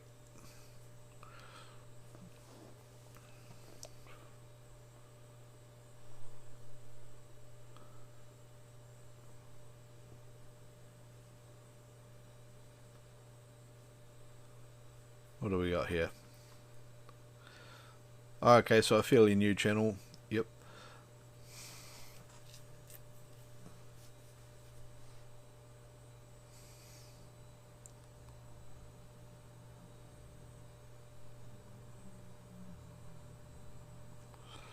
Okay. Once again on there,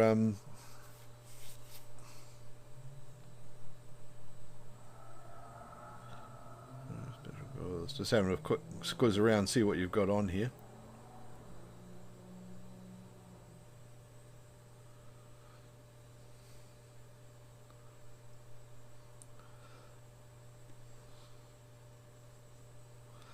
So it looks like your videos are about quite a few different things, with a bit of a mix on road safety.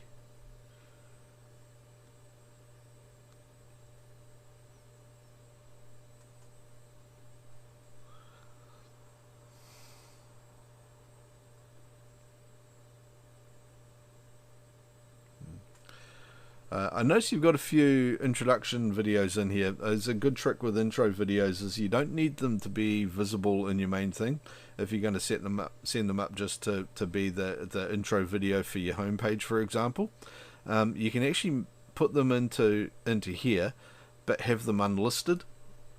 And also, if you're replacing a video with another one and you don't need it to be in your list in your main video channel anymore, so you don't need it to be here, you can also make that unlisted, so that it's not using up space and detracting away from the different things that you do want people to focus on. So yeah, if you're going to have an intro video and it's not also a core video for your channel, it's not core content, then I would say make those videos unlisted so that they're not using up space. So you've got quite a few of those. Also, if they're not substantial views and they're not going to continue to get views, you might want to actually just delete some of those videos as well. I like some of the photos you've got. They're quite compelling, but some of the titles that you've been using more recently are quite distracting. It's hard to tell from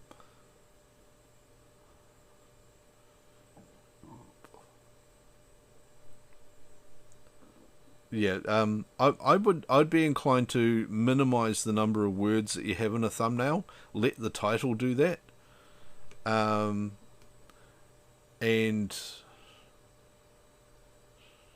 let the title have the words in it, and then just use the thumbnail for an image. And it's ideal to try and keep it down to like 2, 3, or 4 words if you'd have any at all in the thumbnail. If an image can tell the story and then the title add to that, that's far better than having just all text in a thumbnail. You don't want to have any other you don't really want to have anything in a thumbnail that can't be consumed at a moment's glance, because you want your thumbnail to really pull somebody's eye in. And then sorry, I keep moving off the side of the screen here. You want the thumbnail to grab somebody's eye and get their attention, and then they will see the title. The title will tell them more about it, and then they can click on that and see the 3 lines of the description, and then decide whether they're going to view the video from there. So I would have thumbnails that have less text all over them, and if you're going to have text, use a sans serif font that's much easier to read as well. So if you can see, you've got a pretty good example of it in here. That anger and danger thing that you've got here, that's actually quite a good thumbnail, because you've got two very evocative words in here, and a nice little description between them. That thumbnail actually works really well, and as you can see, those 2 words are far easier to read than this one which is right above it. It's actually much easier for me to read the title here than the text that's actually in the thumbnail. So if you got rid of the text that's in the thumbnail and just let the or most of the text in the thumbnail image itself, and maybe just put 1 word up there that grabs attention, and make that thumbnail less busy and less chaotic to the eye, and let people read the text underneath. A lot of people forget when they're creating a thumbnail that you do have this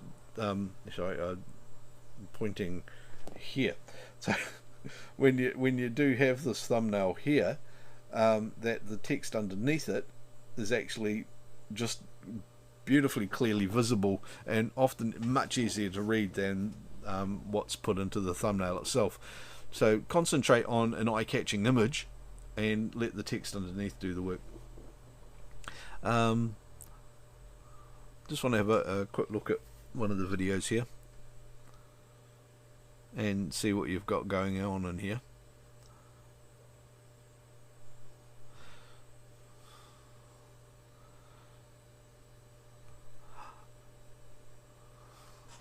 Okay, one thing you're doing here that's actually quite common is that you've got this, I think, is that a window here behind you?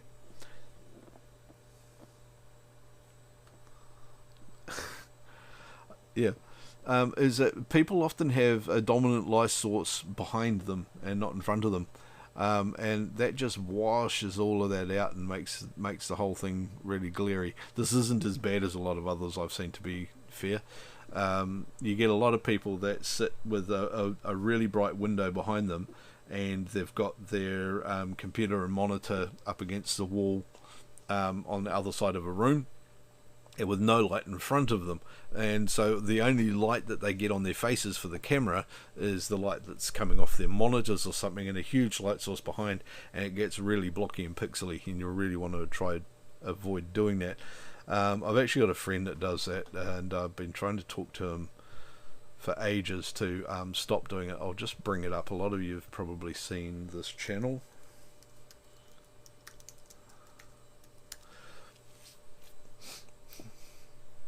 There we go, Expedition Greg. Greg's a great guy who seriously needs some better lighting in his room. So this is unfortunately very common. And a lot of people, this isn't just Greg, I'm not picking on Greg at all, but as you can see, he's got a light on behind him, but it's behind him, it's not in front of him, and he needs to have the light in front of him. And this is something really important to do, is to make sure that if you're going to be running a light, have it in front of you, not behind you, or otherwise you're going to get this really bad distorted image. So, and if he doesn't have this light on behind him, he's often got a window behind him. And there's a few other people that do the same sort of thing, I really want to go and send Greg some lighting at some stage. So one day I'm going to go and buy some lights and get them sent directly to Greg so that he can do that, not just have that one behind him there. So yeah, don't do this, turn around so that the light's in front of you, and much better. Don't have a big bright open window behind you, have it in front of you, turn everything around it, you get a much better image out of it. Hope that has been a useful thing. So yeah, safety talk.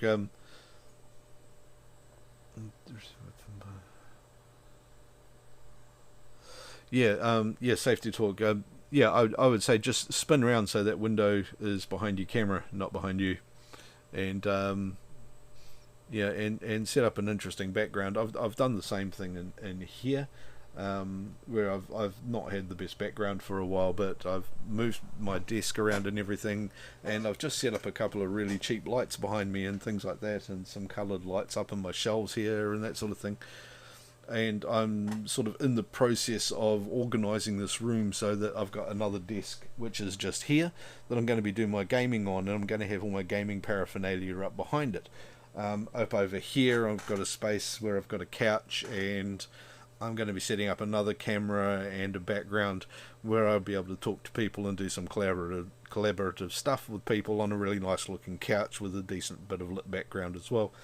And then I've got a couple of other spaces around here where I want to do other types of videos, and I'm going to set up different spots where, depending on which desk I'm using, so I've got 3 desks and the couch in here and a couple of other chairs, I can do a whole range of different things in here that look like very different studio spaces just by choosing the angles I'm working on. And up in front of me here I've got a couple of studio panel lights, which I can't show you at the moment because I don't have a cable to be able to do that with.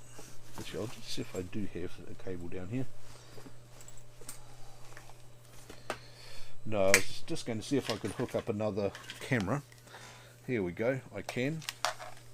This is impromptu setting up a camera so that I can get another angle for you guys.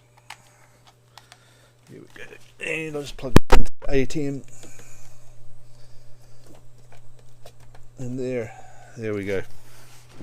So as you can see, this is my desk here. I've got I've got my lunch. There's my ATM, and I've got a couple of aperture panel lights up here. I've got my two main monitors, and this is the third monitor with the ATM on it, which gives these really cool trippy things going on. So over here I've got my shelf, and then down there where it's all dark there's a couch and things over there, and then down here I've got this great big bloody mess at the moment because I'm moving everything around. As you can see, I've got some LED lights up on that shelf there. I've got a power can light, which was, I was saying before, I spent about $30 on Amazon, on AliExpress for that one. Yeah, and that's the sort of thing that I've got going on in here. I just switch that one back. So as you can see, there's some pretty cool stuff that you can do. And I've also got another space which is out here. So through here I've just got piles of gear that I'm moving around at the moment, but I want to set that up for doing impromptu equipment builds and things like that as well. So a bit of a workshop. So things that I'm going to be doing out there are like turning a coffee tin like this into a studio light, something you can do at home for like $15-20 sort of thing. And well, it's not going to be a really high quality several $100 studio light because we've got LED E27 and bayonet type bulbs now. Be able to build something like that to give you some pretty good quality lighting that you can make out of stuff that you got lying around the house, and that sort of thing that I'd like to be doing a lot more of. Okay, I think we can have a look at one more channel because I've been rambling on for quite a while now, and let's just have a bit of a look here.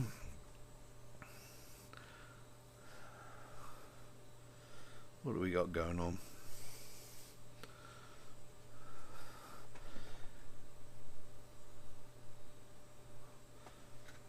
Who have we got here? It's just check out. I'm checking out channels of people that are here. I just brought up that one of Expedition Greg on here, just to show an example of how you probably shouldn't do lighting. So as you can see, he has his lighting behind him, but that's the whole thing. Lexi on the loose. Yeah, yeah, it is a bit random. What else is on here? Let me have a look and see who else has been talking. Does anybody else want me to have a quick look at the stuff that they're doing?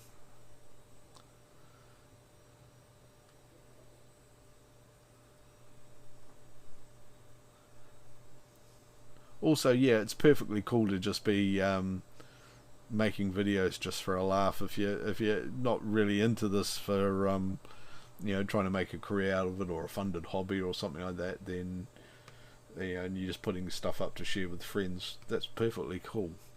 Not everybody wants to turn this into an income source, but you know, if you do want to, the potential for it is quite huge. I think I was reading that less than 10% of YouTubers have 10,000 subscribers or more, and the percentage of YouTubers with 100,000 subscribers or more is I'm not sure. Oh, battery ran down again. Hello, artsy dude. Hello. Let's go get another battery.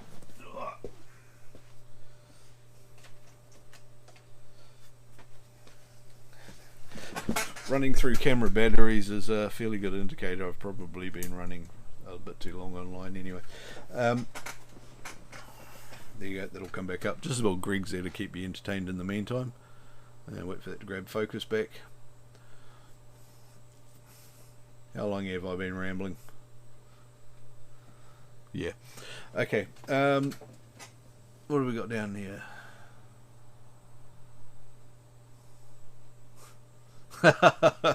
Yeah, way to plug hella artsy, dude. Subtle, not. There you go. I'll let you have that one go. Yeah.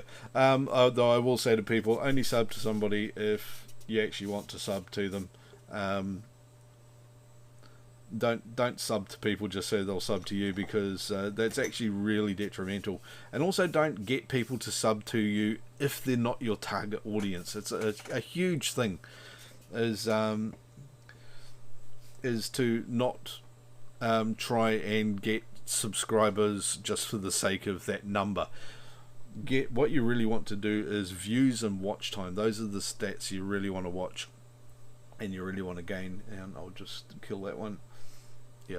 So the important things to get on YouTube are not subscribers, but views and watch time, and views and retention. Actually, I would say. So you want to get people who are actually your target audience, and to do that you need to know who your target audience is.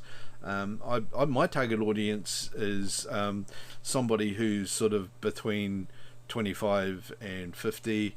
They're into filmmaking, they're kind of tech junkies, they like creating stuff, they like creating stuff on YouTube, whether it's long format film or short format film. They're interested in gear. They don't have a huge budget, but do want to invest something in equipment to improve what they're doing. This is the sort of thing I'm thinking about when I'm making videos. This is the type of person that I'm targeting. Is somebody who's got not stinking rich, but does have a bit of disposable income, or is happy to save for buying stuff, or is just interested in the sorts of things that they could aim for in the future. So I know who this person is, who is my target audience, and that's who I make these videos for, and it's who I'm answering questions for online, all that sort of thing. When you know who your target audience is for, then you can make videos that give that person value, and YouTube will identify people who fit that same profile and give your video to them to watch. That's what YouTube does. So if you go out and if you make a video about cameras and you share that out with a whole pile of people who are dominantly interested in crochet or baking or sports cars or bicycles or something like that, but not cameras, then that actually just really confuses YouTube, because it looks at the profiles of the people who have watched your videos and it says, okay, these people who like all of this stuff like this video, and then it gives it to other people who like that stuff that they did, and they're going, nah, that's not what I'm into, and they don't watch it. So that actually really confuses the algorithm and makes it hard for the algorithm to match your videos to the right people. I did a bit of a video on this recently, by the way, if you go back and have a look at my last few videos. So one of the best things that you can do to market your videos is create your video, know who you're creating it for, and target that audience, post it on YouTube, and just leave it alone and let YouTube find the audience for your video. So that's what YouTube does, is it goes out and it watches your video, it creates a whole pile of automated metadata, it takes the metadata that you've put in your description and title and keywords and stuff like that into a little bit of a count as well, and then it goes out and it tests your video by saying, we can see what's in here, because YouTube, the YouTube AI can actually see everything in your video. So if I hold this up here, then YouTube can see now that I'm holding a Blackmagic production video camera, and so it's going to start tagging my video with Blackmagic production cinema camera, because it knows exactly what this is. It can see it. and its image detection has already worked that out. So the metadata behind my video now has that in it. So people who are interested in that camera now have a chance of seeing this video. And haven't put that in my title or description or keywords or anything. That's how smart YouTube is. So it's going to go and find the audience for that. If you start feeding your video to the wrong audience, then it's creating metadata that's incorrect, and it's actually going to make it harder for it to do it. The other thing is that if you push your video out to a whole pile of people on sub for sub channels, they'll click on your video, they'll give you a view, they'll subscribe to you, but they'll unsubscribe 10 minutes later, or they'll get automatically unsubscribed, because YouTube knows what sub for sub channels and this fake content, fake generation channels are doing, and it reverses it all. It's a waste of time. You're better off spending that time actually making a bloody video. And but even then, those people are going to go to your video and they're going to watch 10-20 seconds of it while they put some bullshit comment in there that is the same thing like I done to you, now you do to me, or really bad stuff like that. And they're going to watch 20 seconds of your video and click away. And what that signals to the YouTube algorithm is that somebody started watching your video, but it was really bad and they didn't care and they clicked away, so people aren't watching it, and your attention is going to drop off real fast right at the beginning of your video. And you don't want that, because that says to YouTube, this is a bad video that's not holding anyone's interest, because you've given that video to the wrong people to go and watch. You've given it to people that aren't interested, and you might get 1,000 views out of it, but those views are all going to be like 10, 12, 15 seconds long, 20 seconds long or something like that, and it's of absolutely no value to you. In fact, it's of negative and detrimental value to you. So the best thing you can do when you're publishing a video is leave it alone. Don't push it out to anybody unless they are your target audience. So if you've got another group of YouTubers, so you guys, for example, are my target audience, so I'll tell you about my videos, but I probably won't need to, because you're watching this, so you're going to get some of my videos recommended to you anyway. That's just how it works. But yeah, definitely go have a look at my videos, because if this is the type of thing that you're interested in, then this is the right place for you to be, and you are my target audience. But I wouldn't go on to a crochet channel and start pushing my camera videos or my wedding photography videos or something like that, because they don't care and they're not my target audience. And at the same time, it's a waste of time going out to your friends and relatives, because they're probably not your target audience either. In fact, they probably think it's stupid that you're doing YouTube, but they might just go and click on it and hit the like button to be nice for you. But that's actually counterproductive, ironically. Anyway, that's been me rambling for a couple of hours now, so I hope this has been really useful to you. Check out my channel, just the thumbnail and stuff, please. Yeah, Lexi on the loose, I will do that for you. I'll have a quick look at that one. Here we go.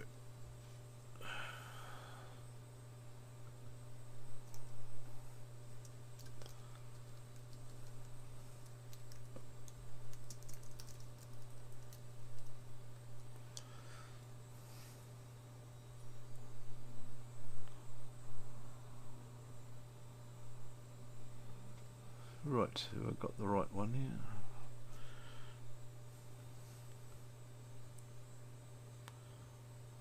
It sounds like a fairly unique channel name, but you never know.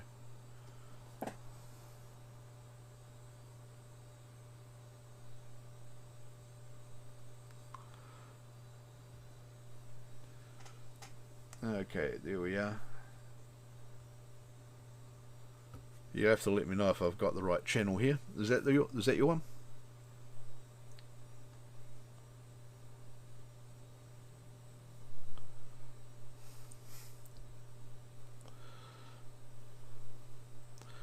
So 2 videos. It's a start. Okay, what have we got here? Okay, let's just have a quick look at these.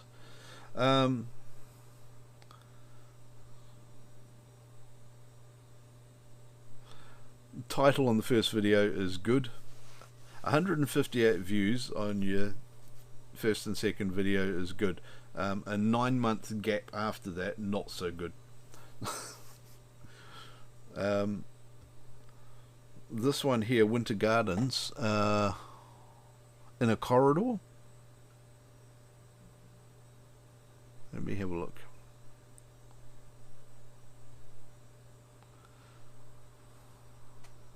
I'm just gonna skim through here. I like that you got subtitles in.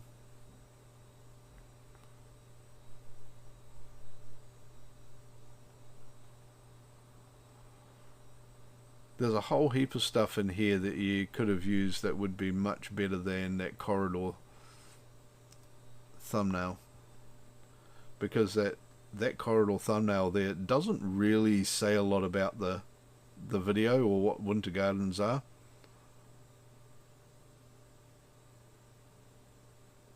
Or Takapuna for that matter.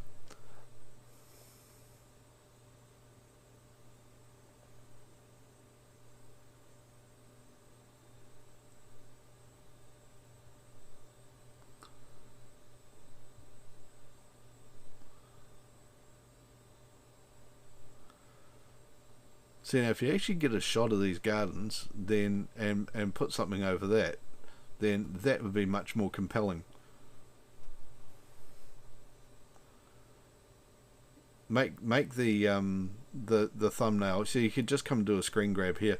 There's a great tool called Tubebuddy. I don't know if you've got that, Lexi. It's definitely worth getting. It costs a few dollars a month. I think it's about $5 or $6 New Zealand dollars a month. But I can guarantee that if you use Tubebuddy and you use it for making thumbnails and for researching content and all the stuff it's built for, then you'll get your channel monetized fast enough that it will pay for itself straight away. Anybody who doesn't have Tubebuddy, you're insane. There's a link to it down below. Definitely go and get Tubebuddy. Subscribe to that. If you do subscribe, I do get a little bit of a kickback, but once you've got Tubebuddy and you're making some, and you get your channel monetized, you can actually also include Tubebuddy links in your videos and get affiliate income from that as well. So not only will Tubebuddy pay for itself by helping you get monetized faster, it can actually help you generate income. And if you can get enough people, then Tubebuddy becomes free for you as well, which is awesome. Okay, so yeah, pick a more compelling image and put a title on that's quite high contrast. You don't need to put Lexi and the Loose in your title. You could just put Takapuna Winter Gardens, or something like that. You've already got your channel title there, so it's already picked up. You don't need to add it in here as well. That's kind of superfluous. So with your titles on videos, make them compelling to humans. Don't try and figure out a title that will cheat the algorithm. The algorithm wants to find titles that humans find compelling, and it's very smart. It's not a procedural kind of thing. You'd be surprised how smart it is. So in the case of this ones, I would say Winter Gardens Takapuna Travels would be great. Going scuba diving so cold is a brilliant thing to do as well. That's a really good title.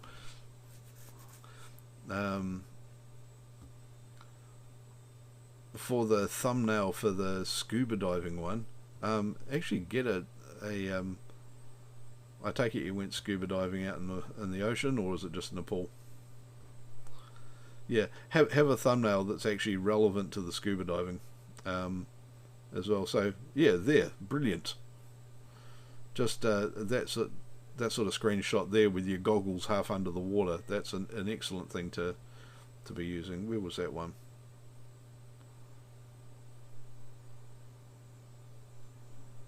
Just about there. Brilliant. That there is a perfect photo for that title. You don't even need to put any text on there. So you just grab that screenshot, use that as your thumbnail, your title is already spot on. And that it's just brilliant. I love it looking at it. Yeah, if somebody sees that, they've got that pair of eyeballs staring at them from just under the water, you've got a spot on thumbnail there. Everybody look at that thumbnail, that screenshot that's just sitting in front of you right at the moment. That is absolutely perfect for a thumbnail. I mean, you'd look at that and click on it every single time. You can't not. That's just absolutely gold, that one. So yeah, I love it. It just puts a smile on my face seeing that image. So there you go. Lexi, make more videos. Do this stuff. Yeah, just go and make videos every day. I don't care if it's a bad video. Just make it a video. Be brilliant. Hella artsy dude. Yeah. Okay. I'll what's the time? Yep. I can do that. Okay. So yeah. I'll do another one of these streams either next weekend or the week after. And yeah, Lexi, I want to see at least 3 or 4 more videos from you, please. Just go do anything. I just want to see what you can do. But concentrate on your thumbnails and titles. Make the thumbnails relevant to the video. Keep those titles like that one you've got there. And if you can pull that off, you'll do really well.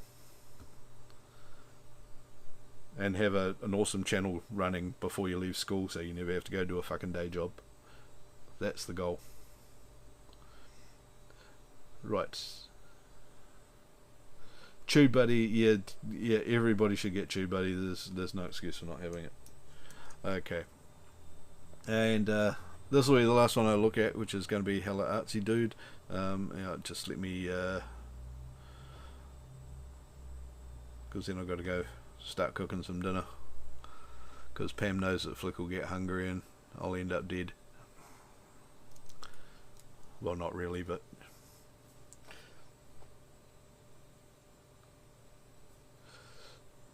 Pam, if she does this, she won't need a job. What would Lewis Hamilton be doing right now if his dad said, "No, you can't follow your dreams. You need to go and work at Kmart or McDonald's or something because that's character building"? Screw that.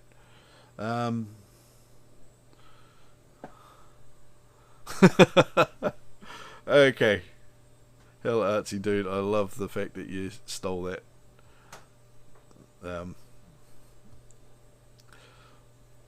Stella Artois, kind of. Yep.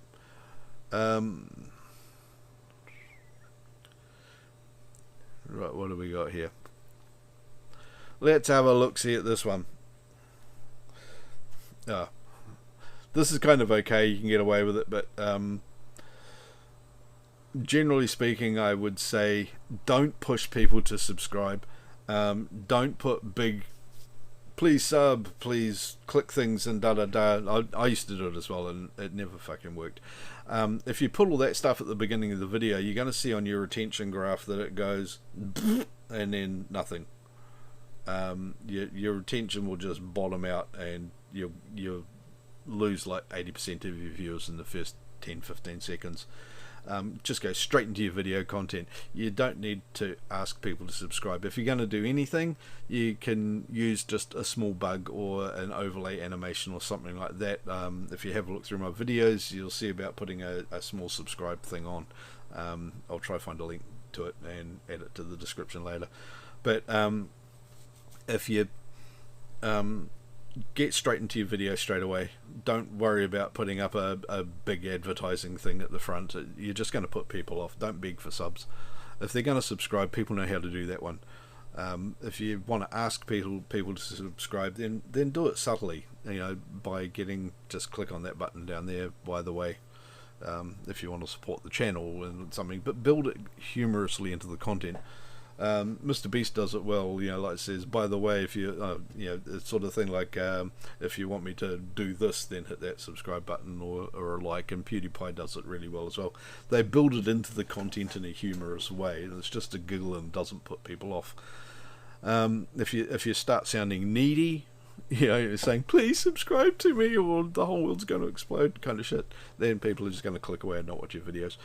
Okay, hella artsy dude, let's have a squiz at this one. Okay, I do like your banner. You actually get away with that one. Though I would say, that down to the side and concentrate on the hella artsy dude and get that bit working for you better instead. Right, I'm just going to have a bit of a squiz down here. That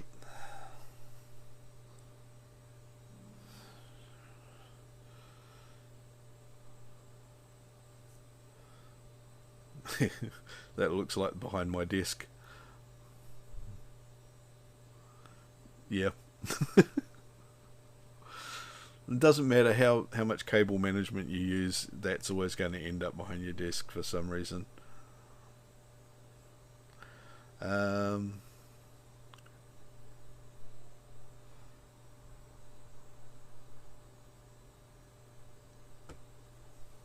What do we got here? Cicada Larvae.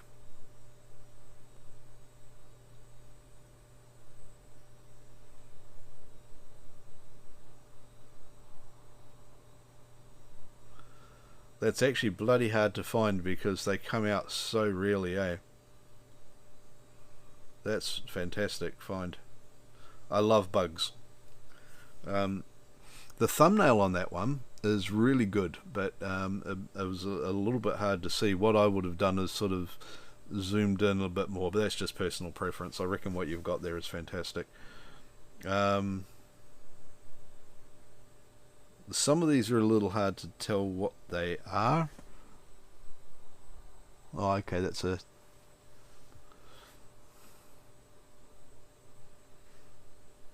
Oh, okay, I can see it better when you get into here. No, you shouldn't have that much smoke coming off your brake calipers. Unless you're in a Formula 1 car, and even then it's not great. Yeah, it's just a bit hard to see there because of the thing about the springs, but yeah, it did make me want to go and click on it to see what it was, and the title is a great tease.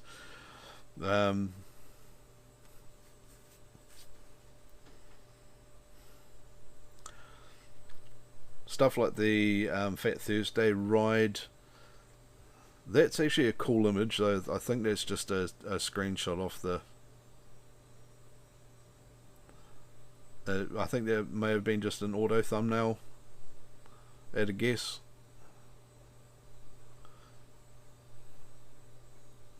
It's kind of hard to get that sort of thing going, especially when they're a bit blotchy images.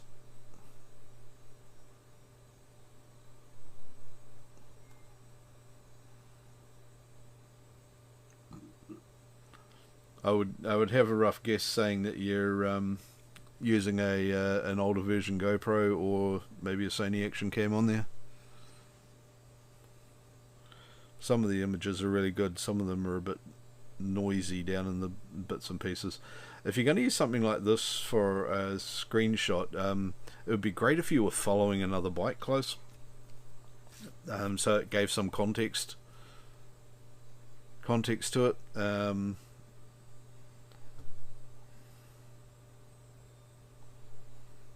Or actually getting a shot of, I'm going to guess that you've got some more bikes at the end here, or the group of bikes at the beginning before they take off. They actually show that it's a group riding. Yeah, that's actually a pretty good image. But if you're if you're going to get a shot on the bike tracks, you see a lot of downhill videos and things like this as well. And it doesn't really say whether you're mountain biking or just going for a tramp, other than the fact it does say a ride. But things like that. It's just a bit more dynamic if you can get another bike in shot, even if you go and stage a shot for it. A lot of people will go and get the thumbnail before they've filmed the video, and have that all planned out so they know exactly what they're getting. Looks like a great ride. It's a fairly gentle downhill by the look of it. I've been watching a lot of the extreme downhills, going down mountainsides in Sweden and Switzerland and stuff like that. Just absolutely nut bar. Oh, there you go. You're up with somebody there.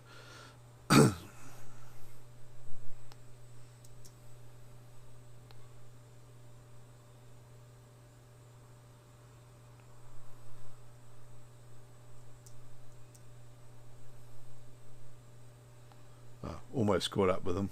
Yeah.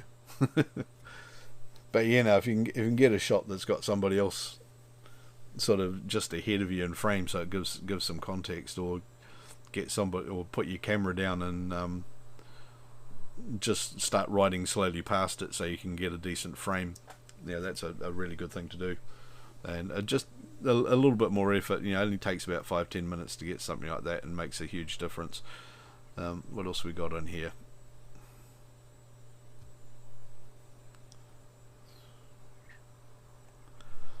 So I take it that the channel's just sort of your a lifestyle one of a couple of things that you do, mostly around bikes and travel.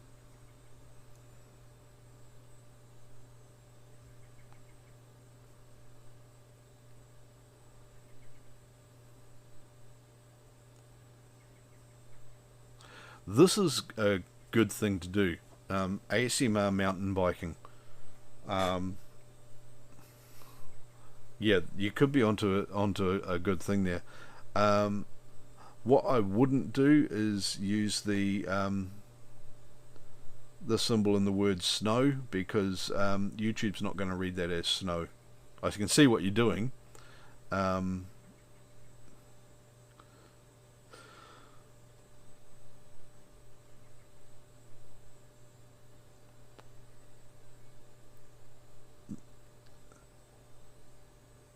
If you do want to do that, make sure that you put the correct word directly in the description or something below as well, so that it's got something for YouTube to pick up on. I'd grab some of these.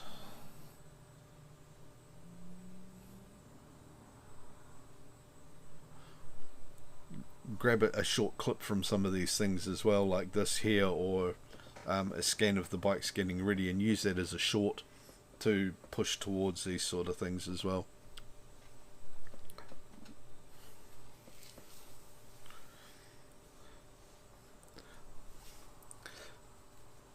Generally, I think you're doing a great thing with some really good compelling photos, maybe a little bit more contrast in some of them, and maybe in some cases getting some more deliberate photos instead of just relying on screenshots for your thumbnails as well. You get a much better image out of that, and you can spend a bit more time composing it. You hear it with people like Mr. Beast, who'll spend the best part of a week sometimes discarding photographs and designs to get a thumbnail, and then changing it out 3 or 4 times afterwards.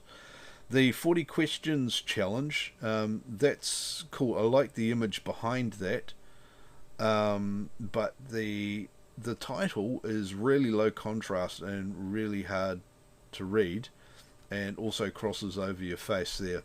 So that thumbnail there, you're onto a good thing, but I would move the title up, even put a black background behind it, so the top, say the top third of it, if you made the top third of that one sort of greyed out, and put a greyed out block behind it with the white text on it, so the text was contrasting well with the background, and then that just left you the lower 2/3 that gave you a really cinematic widescreen kind of window for the image with your head in it, with the trees behind it, would look fucking fantastic. That sort of thing you can do really easily, and it would make the title actually visible. It would be something that really stood out, because not many people are doing that with it. So, you know, actually having a dedicated bar to a really nicely styled title. The text that you're using, and the style of the type and everything is great, you just can't read it. Yeah, if you went back to that video and changed that thumbnail, so use the same background image, but just in the top third of it, make it put a black box that's sort of say 70%, that's 70% black, so that it's just a little bit transparent, so it's got some texture from the trees behind it, but mostly black, and then have the type over that, so it's really easy to read, and a really wide screen bit with your head underneath it. That's 2/3 of the image. I would love to see what your click-through rate on that change to in the analytics. So keep an eye on the analytics and come back and tell us in a couple of weeks how much that has an effect on that video, and try doing that same thing on some other videos as well, and see what happens.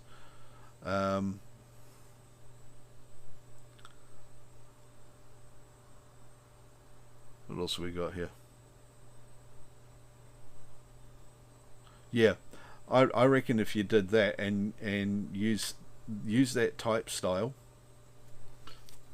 and did that whole widescreen thing with your videos, do the same in that what's in the box one, and some of these others as well, and used that style for your thumbnails, same with the slow-mo rain puddle, I reckon you could be onto a really unique thumbnail design there that would really stand out, and I would love to see and hear what the differences in your click-through rates if you did that with those ones, and with any new videos you do as well.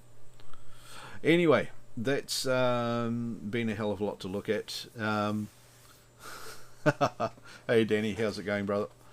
Not enough holidays. I've really got to go now, so unfortunately I don't actually have time to jump in and check that one out as well. So I've been going way longer than I was going to already. I was going to do an hour, and I've done two and a quarter. But yeah, go and have a look at Not Enough Holidays as well. Guys, that's he's a cruise ship junkie, basically, who's stuck in port at the moment because the whole COVID-y thing and can't get out. So one day Danny and I are going to go cruising together all around the world and visit YouTubers for about a year. I think that'll do us.